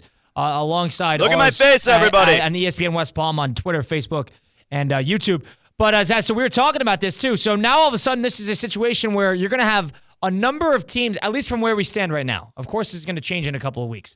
But if you look at it from our 1 through 4, I'll just run through it really quickly. Mm-hmm. Let's assume that Oregon's going to get that bye, Georgia's going to get that bye, BYU's going to get that bye, and Miami's going to get that bye. So the 5 to 12, we assumed to Boise State. Now you're in a situation where the Big Ten runner-up, Ohio State, the SEC runner-up, let's assume Texas, would both get in. Mm-hmm. I'm going to assume that Notre Dame will get in as well. And then I'm going to assume, on top of that, that somebody like a Penn State would probably still get in. And, go ahead. Tennessee, Indiana, those teams are getting in right now. Tennessee is also going to have another loss on the schedule if we assume that Georgia plays the way they're supposed to play against Tennessee. So they still have them in the schedule, which is why I'm a little up and down on them. But now you got a couple SEC teams. You get the LSUs of the world. You got the A&Ms of the world, who now has a tricky time here because they got Texas still in the regular season schedule. Yeah, A&M's in big trouble now. And you got Alabama, and they're not going to get any benefit of the doubt. Yeah. And Alabama and go down the list, Ole Miss as well, all going to be fighting for one or two spots there at the bottom of that college football playoff. It's going to be a really tricky finish to the SEC. Yeah, and Alabama, obviously already a 2-loss team. Monster game at LSU coming up this weekend. And then, obviously, you got the Iron Bowl at the end of the season. But if Alabama can beat it, like this is an elimination game. This is a real elimination game this Both weekend. sides, probably. Yeah, absolutely. This is an elimination game, Alabama at LSU. I have to believe if Alabama can get past LSU this weekend, I understand Alabama's a 2-loss team. But they have 2 huge wins. I feel like we've seen enough of Alabama this season to say, yeah, that's one of the 12 best teams in the country. Right. Like, I know it doesn't really work like that, but for the most part, we've seen enough of Alabama, I believe, to know they're a really good team and should be in a playoff spot. Yeah, and Zaz, I took it a step further. I said the winner of this weekend's game is probably going to get in that 11 or 12 spot. I know that the Iron Bowl and there are a couple of games at the end of the year, maybe you think, all right, there's a possibility.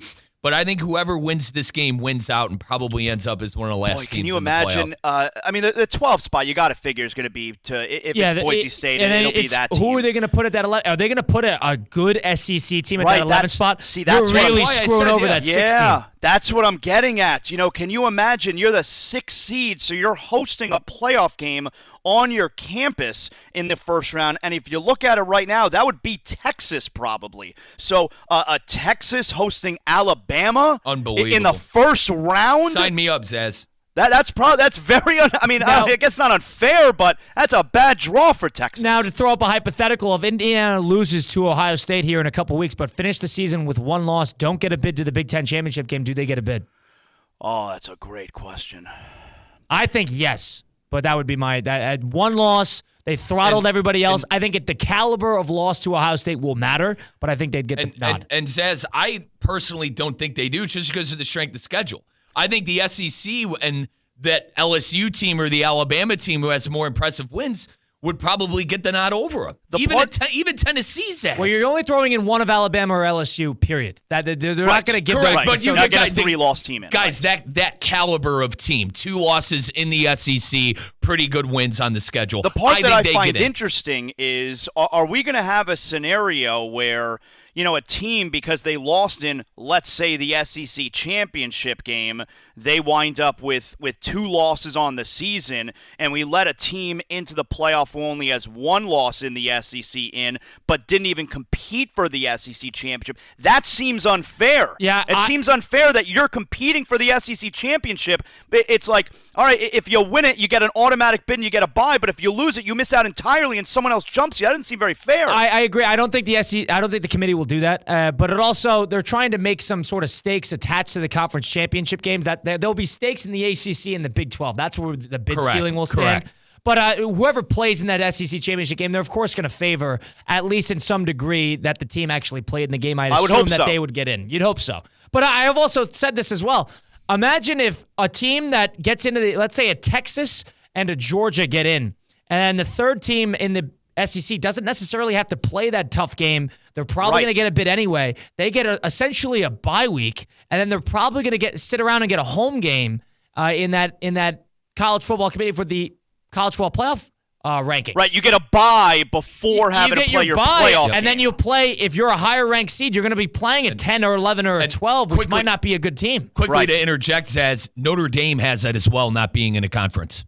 Right. Notre Dame, if they get in, would have the bye by not being in a conference championship game, even though they would then have to play in the first round. They do get to rest a little bit. Correct. Yeah. Jonathan Zaslow joining us as to transition to the NFL a little bit. Dennis Allen out as head coach for the New Orleans Saints.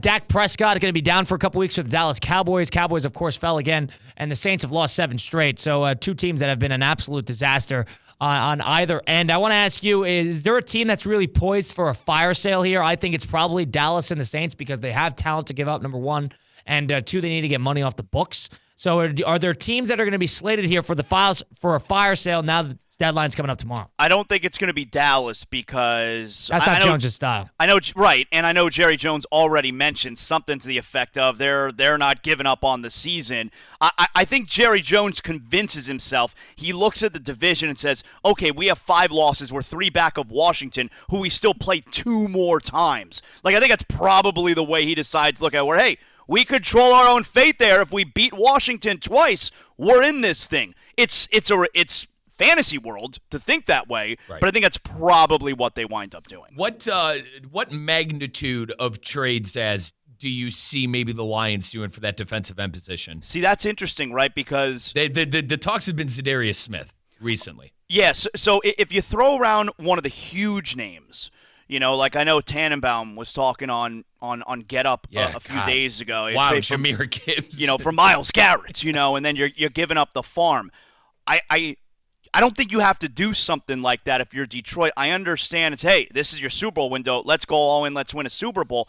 I think they're the best team in the NFL. All right, by far. I think they're the best team in the entire NFL. So if you're the best, if you're already the best, I understand trying to improve a little bit because this is your window. But if you're already the best, I don't think you want to give away your future as well to try and be even better than the best right now. So I think a smaller move, like you see what Kansas City did, they gave up a 4th-round pick for DeAndre Hopkins. I would try and plug a hole with someone like that who maybe costs you a 3rd. I'd even give up a 2nd-round pick for somebody, but I'm not trading for someone like Max Crosby or someone like Myles Garrett who's going to cost me 3 first-round picks. I'm not doing that. Boys, the Lions are better than the Chiefs? Yeah. Okay. Yeah. Yeah. By far. Okay. I think that team's a juggernaut. I mean, the Chiefs are the Chiefs. They know how to win in a big game. So, of course, that would be a very, very Every game matchup. is close to the Chiefs. They have 2 double-digit wins this year, the Chiefs. The Lions have 4 double-digit wins. And I look at this Detroit team. I think they're dominant in all phases of the game. There haven't been very many games this year where you watch the Chiefs. I know the San Francisco game was impressive. They only won it by 10, but I don't see there many games this year with the Chiefs where you look at it and say, wow, just dominant from first quarter to fourth quarter. I haven't seen it. Yeah, and people said that about the Patriots for years when they keep winning and they're not necessarily as dominant as always, and then they get to the postseason and the Patriots turn into the Patriots. I think that's where the Chiefs are heading. The second they get into the postseason, the Chiefs are going to be the Chiefs. No, that's kind of what happened last year. And they're just going to always going to be a tough out because they just know how to win through and through. But in terms of the coaches, Dennis Allen out. Is there going to be another domino to fall midseason? Of course, the obvious one is Doug Peterson. Zach Taylor's been thrown around. I think they're going to let McCarthy coach out that contract. Where do you think these coaches are going to lie here? Antonio Pierce, is he in trouble? Who are some of these coaches that might be on hot water the next couple weeks here? Well, listen, you're in your first year as head coach, and in the middle of the season, you already fired 2 coordinators. We're talking Antonio Pierce. Antonio Pierce is not an NFL head coach. Now he's not going to be fired mid-season. You look ridiculous. It's in his first year. That's not going to happen. I thought Peterson. I thought that he survived that second London game. I think it probably bought him the rest of the season. I mean, 2-7, the Jaguars. Colin, I'm sorry, your team's terrible. Terrible. Right? I do think Peterson winds up surviving the season. I don't think McCarthy winds up getting fired. Dennis Allen, it's justified. I'm still on this. Well, I was on the side that I thought Dayball could have been fired in season, but Mara already said 2 weeks ago they're committed to both Dayball. I don't understand it. I like that. I don't get it either. I thought Dayball was done. I don't get it. Me too. But last one from me on the NFL is there's a lot of stink about the Browns and. We talked about possibly Micah Parsons being traded. We talked about the Myles Garrett thing and what Tannenbaum said. But, I mean, what do you do if you're them? What do? You got Watson, who's on a horrible contract. You have talent. You have players that you could trade like Denzel Ward, Greg Newsome, Myles Garrett, a couple people, Nick Chubb. What do you do if you're the Browns? I think you're going to chalk this up to a lost season, obviously. Right. Because I think Stefanski's the right coach. I think Stefanski's a good coach. I think you're going to chop this up to a lost season, and right now they're a 2-7 team. I know there's a ton. I think there's 9 2-win teams in the league right now. It's a very quarterback-rich draft that we're going to have next season. If you're Cleveland, you draft a quarterback. You know you have a great team on the defensive side. You draft a quarterback. Now, what do you do with Watson? I don't know. You got to eat it. You got to eat it. You're not getting rid of him. I certainly think you got to eat it, but it's not like eat it where you cut him and then you eat it. That's not even feasible. You won't be able to field the team if you cut him. The dead cap hit is unbelievable. So he could be your backup quarterback. All right. God forbid whoever's going to be your starter gets hurt. Okay, Watson goes in. But the Haslam family, they are not interested in moving off of Deshaun Watson. So you keep him on the team. I suppose you really have no other choice. I think you draft a quarterback first round. Zaz, can he play third string? I mean, I don't mean to add insult to injury here, but I mean, honest to God, guys, you can't play him. Zaz, you can't play him next year. Yeah, you're in on the quarterback draft this year? I think there's a lot of quarterbacks available this coming draft. I feel like there's probably like 5 quarterbacks who are going to wind up going in the first round this year. I think I'm stuck around 2. I personally think Cam Ward, and I don't want any others, no? I think Cam Ward and Sanders are head and shoulders above the rest. Carson Beck stinks. Let's call it like we see it. He is not call it the junior year where they're starting to get in their own head a little bit with the draft type that's happened before with the quarterbacks at the college level. Mm-hmm. I don't think he's any good at all. Are you in on Ewers? Quinn Ewers has taken a hit this year, that's for sure. What about Dylan Gabriel up in Oregon? I see Bo Nix. Bo Nix did it last year. He's having a terrific season, So that's like 4 guys right there. And it's not like all those teams that are drafted in the top 10 are going to take quarterbacks. A lot of them were teams that took a quarterback in the last couple of years. So they're not as quarterback. It's not as quarterback needy as it has been in years past. But the Saints are going to be in position to get a quarterback. Mm-hmm. The Raiders absolutely are going to be in position to get a quarterback. And who knows what the Panthers do? I mean, if Bryce Young can win a few games, a couple games toward the end of this season, maybe you change your mind if you're Carolina. And the Colts too. The Colts seem to be leaning in a direction where they're not done with Anthony Richardson. Yeah, I agree with both of those points, and I think Young played well yesterday. I think he played a good game, and the stat line wasn't as indicative of how he actually played. He played better than his stat line. I want to say it was the Saints. It was the Saints. I got news for you, though. Minnesota's probably not giving up on J.J. McCarthy. If you're going to have to pay Sam Darnold after this year, you tell me one of these quarterback needy teams are not going to try and make a deal for Darnold? Yeah, I think Darnold has the Rams written all over him. I don't think he's going to want to leave that. He's done the team hopping before. He's not just going to go to the biggest bag. I think he's going to go to somewhere that's associated with O'Connell in some sense. So I think McVay makes a lot of sense because I don't think Stafford's going to be there. What about Stefanski for Darnold? That makes sense. And then you don't even have to go in the draft. Yeah, but here's the thing. Does Darnold want to deal with that? You got to pay him. Yeah, so you're talking about an insane amount of money tied up in the quarterback. You got to pay him, and also does he want to attach himself to that? He's played for terrible franchises. I think he's going to want to go somewhere that's a little bit more sustainable, no? I think the money's the big thing. Can you have X amount of dollars tied up in that quarterback position? It's too much. I don't think you could do it if you're Cleveland. Got it. Zaz, where can everybody catch you and listen to you? Yeah, hey, college football tailgate every Saturday morning, 10 a.m. Eastern time on ESPN Radio. This weekend, we are in South Bend. I've never been to South Bend. It's Notre Dame playing the worst team in the country. That's FSU. But I'm very much looking forward to South Bend and going to see Notre Dame for the first time. Colin, I'm sorry. I know you do not like Notre Dame. You got family ties there. I'm very excited. A fan. I'm very excited to go to South Bend. I'm not either, Zaz, but it's okay. Well, I'm not either. I mean, Miami Hurricanes, Catholics, convicts. Come on. Yes. But I'm excited to go there. And, of course, Zaslow Show 2.0. We are a South Florida-based podcast every single day, Monday through Friday, wherever you get your podcasts. And Zaslow Show 2.0 is brought to us by Anajar and Levine Accident Attorneys. They are the title sponsor of everything Zaslow Show 2.0. So any kind of injury you're dealing with, car accident, hit and run, motorcycle, boating, you worry about your health. You call 911 first, and then you call Anajar and Levine Accident Attorneys, 800-747-FREE, 800-747-3733. Appreciate it as always, Zaz. Thanks for joining. We'll talk next week. Yep. Great job, guys. See ya. There's Jonathan Zaslow joining on the Comrex and joining on the video stream as well, much clearer and basically in the room with us. We appreciate him joining as always. Make sure you go check him out at the Zaslow Show 2.0 and the College Football Tour, which will be happening weekly on ESPN Radio. We close out the program, give our Monday Night Football picks presented by Hard Rock Bet. Next, stick around. Russo Rizzo, ESPN 106.3. Live from the Anajar and Levine Accident Attorney Studios. Anajar and Levine Accident Attorneys. Call 1-800-747-FREE. This is ESPN 106.3.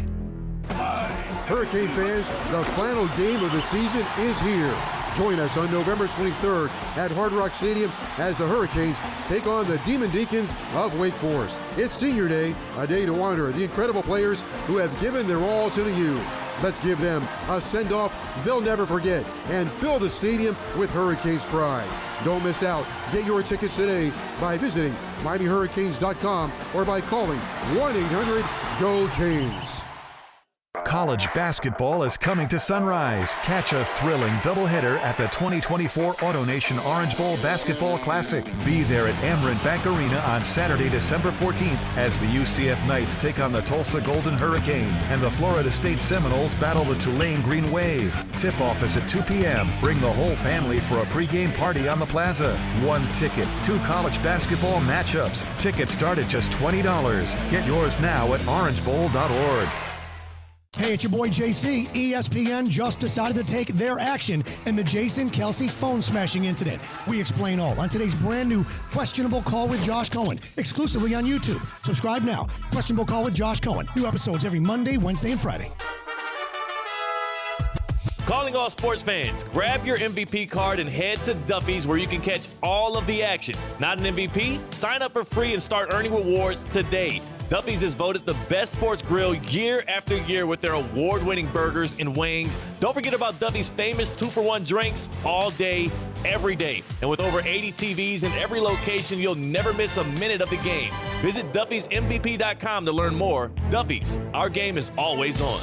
ESPN 106.3 is presented by Rubenstein Law. 1-800-FL-LEGAL. Car accident, truck accident, Uber or Lyft accident, or a slip and fall. Call Rubenstein Law. Call 1-800-FL-LEGAL and visit one of our offices throughout Florida.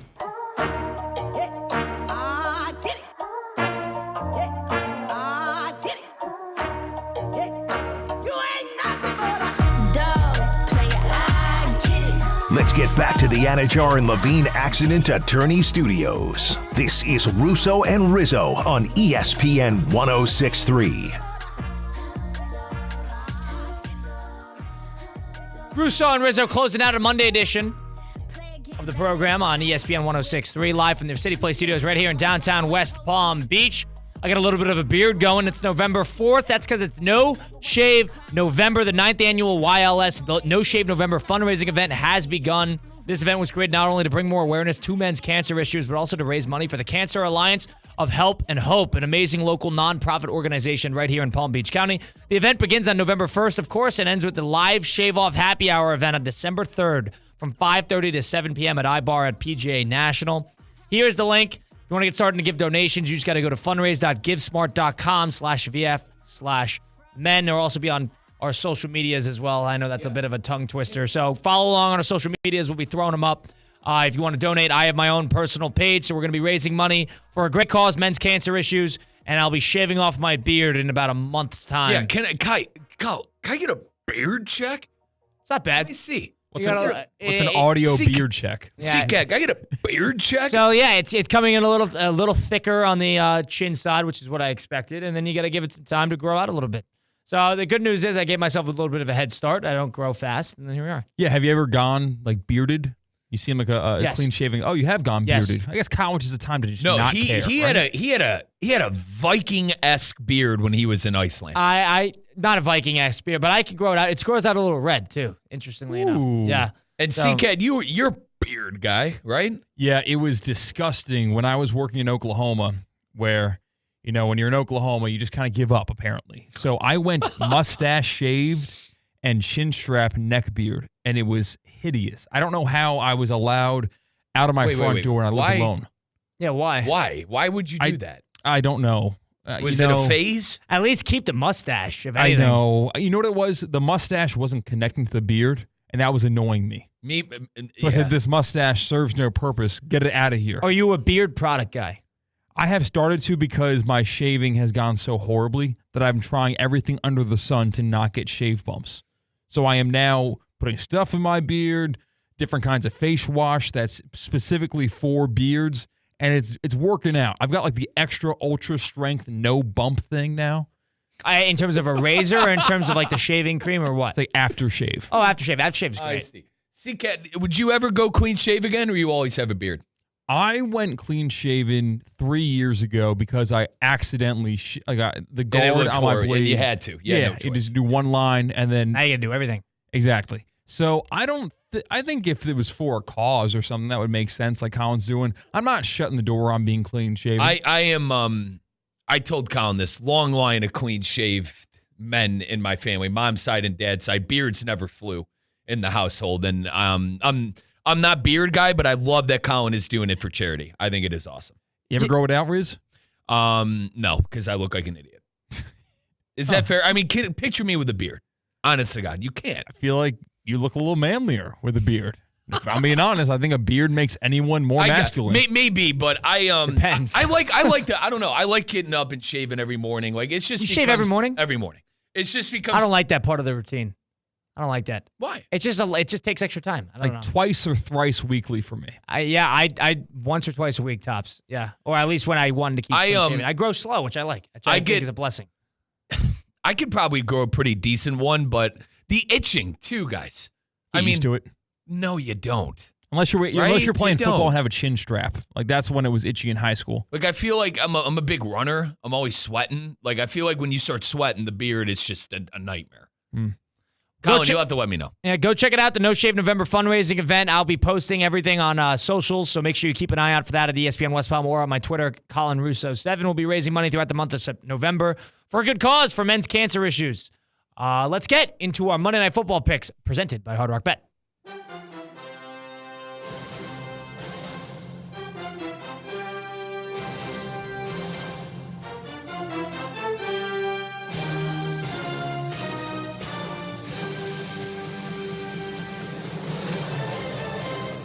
Buccaneers at Chiefs today. Buccaneers sitting at 4-4, suffering a slew of injuries to the offensive side of things, but they can still score, and they can still score well with Baker Mayfield at quarterback. Taking on the Chiefs on the road. Kansas City favored by 9 points in this one. Undefeated, the Chiefs are at 7-0. It's our Monday Night Football matchup of the week on ESPN tonight with Buck and Aikman on the call. That'll be an 8:15 kick in that one. Let's go around the table here. I think in terms of covering, I think Tampa Bay is going to cover, actually. I think once again, you're going to see the Chiefs come out of this one 8-0. But I think this will be in the realm of a 4 or 5 point loss. Colin, the Chiefs don't win by 10. I mean, they beat the Niners by 10 and they beat the Saints by 13. That's their only double-digit win of two double-digit wins on the year. They were right there. I think they do win by 10 though. I'll go with Kansas City in the spread tonight. I think that the injuries to the offensive end are a little too much. I don't like their defense either. I think the defense, it wasn't what it was last year. How about that for Tampa Bay? I think Baker's going to play well. I think they're going to score points, but I think Kansas City, I'll take them, Colin, 21-10. 21-10. All right. I'm not picking a side. I'm choosing not to. You can't make me. Why? So I'm taking the over. I think this game is like a weird 30-27 game. 45.5 point over on Hard Rock Bet. Yeah, I think it flies over the total because of an offensive outburst in the second half. I think we go to the half and it's like 7-3, and you're thinking, why did CCAP bet the over? And then you wait a half hour and they say, oh, that's why CCAP bet the over, because it's 30-27. The Chiefs. One of the teams wins. The Chiefs 30-27, but one of the teams wins. You're not sure which? I guess that means that I know who's covering because it doesn't matter. And I just realized I said that the Buccaneers would put up points, and I gave them 10 points. By the way, the Chiefs 27, 28, 26. Their last 3 games, they scored 25 points or more. So maybe you're onto something, C-Cat. Now that defense is great, so we'll see how Baker Mayfield fares. And that's why I think they covered the 9. Without the weapons offensively, I don't know, C-Cat. This screams Chiefs and under to me. I mean, they just fire it out. I mean, Bucky Irving, I know, is questionable. So is Jalen McMillan. They have so many injuries. It's unbelievable. The Buccaneers do. But another week of DeAndre Hopkins for the Chiefs, so we'll see if they can figure that out, if they're going to make a move between now and tomorrow as well. It's just a long preseason for the Chiefs. Like this game, if you're a Chiefs fan, they're like the Patriots. They treat the regular season just escape and move on. I don't think they're like the Patriots because America and football fans as a whole learned from the Patriots. The Patriots got doubted a lot when they were losing or they were winning ugly or losing random games. America doesn't doubt the Chiefs at all I don't anymore. doubt them. They, like, it doesn't matter what we see. They're 7-0, so I guess the proof's in the pudding there. But last year people did. Last year, like, are we done with the Chiefs? Are we done with the Chiefs? I think the Patriots were always like that, too. They would always get their 10 to 12 to 13 wins. And it would just be like the Patriots are not the same this year. They don't have the offensive talent, and they'd always end up in the Super Bowl. I was surprised both you and Zaz with what you said about the Lions. Like, I understand. They pass the eye test more than the Chiefs, but dude, if I'm a betting man and I got to put my money on someone to win, it's Kansas City. I can't go against them. Be a good game. I completely understand from that perspective, but the Lions are fairly battle-tested. They've dominated everybody, and they showed me something about playing outdoors. You don't worry about the coach? No, because they have 2 head coaches on that staff as well, in Glenn and Ben Johnson. Ben Johnson, by the way, somebody who's going to be highly sought after by every single team. It's a matter of where he wants to go. I guess allegedly he likes the smaller markets. That's what the rumor is. He likes the Cincinnati's and Jacksonville's of the world. But people have also said that Jerry Jones is probably going to throw a large amount of money at him. But does he want to play in that type of environment? Does he want to coach in that type of environment? He's going to be the number one guy to go get. Is Mike McCarthy the what's the word I'm looking for? Not fraud. I feel I like pity. I pity McCarthy. Like, I think he knows he's done. He knows he's fired. I mean, he probably knew that when they didn't extend him in the offseason. So he's not going to get another contract. Let him coach throughout the rest of the year. Jones has been a loyal guy. I think they're probably just going to both part ways. I think if the Cowboys lose on Thanksgiving to the Giants, he can take the rest of that week off and spend it with his family and the rest of the season as well. If Jerry Jones gets embarrassed on the Thanksgiving stage, again, like he has all season long, I think that's the straw that broke the camel's back. And Kyle, but he doesn't have a contract till after this season. So why wouldn't you just give him the last 6 weeks of the year just to coach when you're not doing anything? Get a head start in front of the next guy. And Kyle, you're a fan. He's not in the staff, but I understand. By the way, you mentioned the Giants 2-7. You're a fan of keeping Sheen and Dable around, huh? Yeah. You like that move? I like keeping Shane and Dable around because they play hard for them. Played hard yesterday.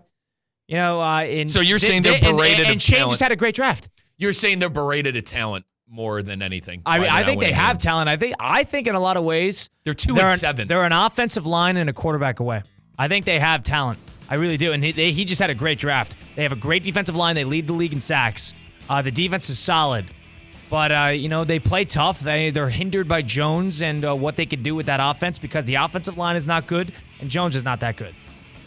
That's the takeaway. Go get a quarterback. Go help that offensive line.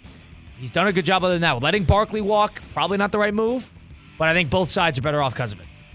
It's a Monday edition of Russo and Rizzo. Mike and I got practice tonight with our youth team. We'll see how that goes.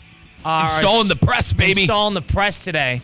So that should be a whole lot of fun. Big thanks to CCAT for helping us out on the ones and twos behind the glass, making sure we go over the air. Big thanks to Jonathan Zaslow, who joined us earlier in the show. If you missed any of it, go to Russo and Rizzo on Apple, Spotify, wherever you get your podcasts. We'll be back at it tomorrow, 4 to 6, reacting to some Monday Night Football action, maybe some election stuff. Just kidding. We won't do that. It's Russo and Rizzo on ESPN 106.3.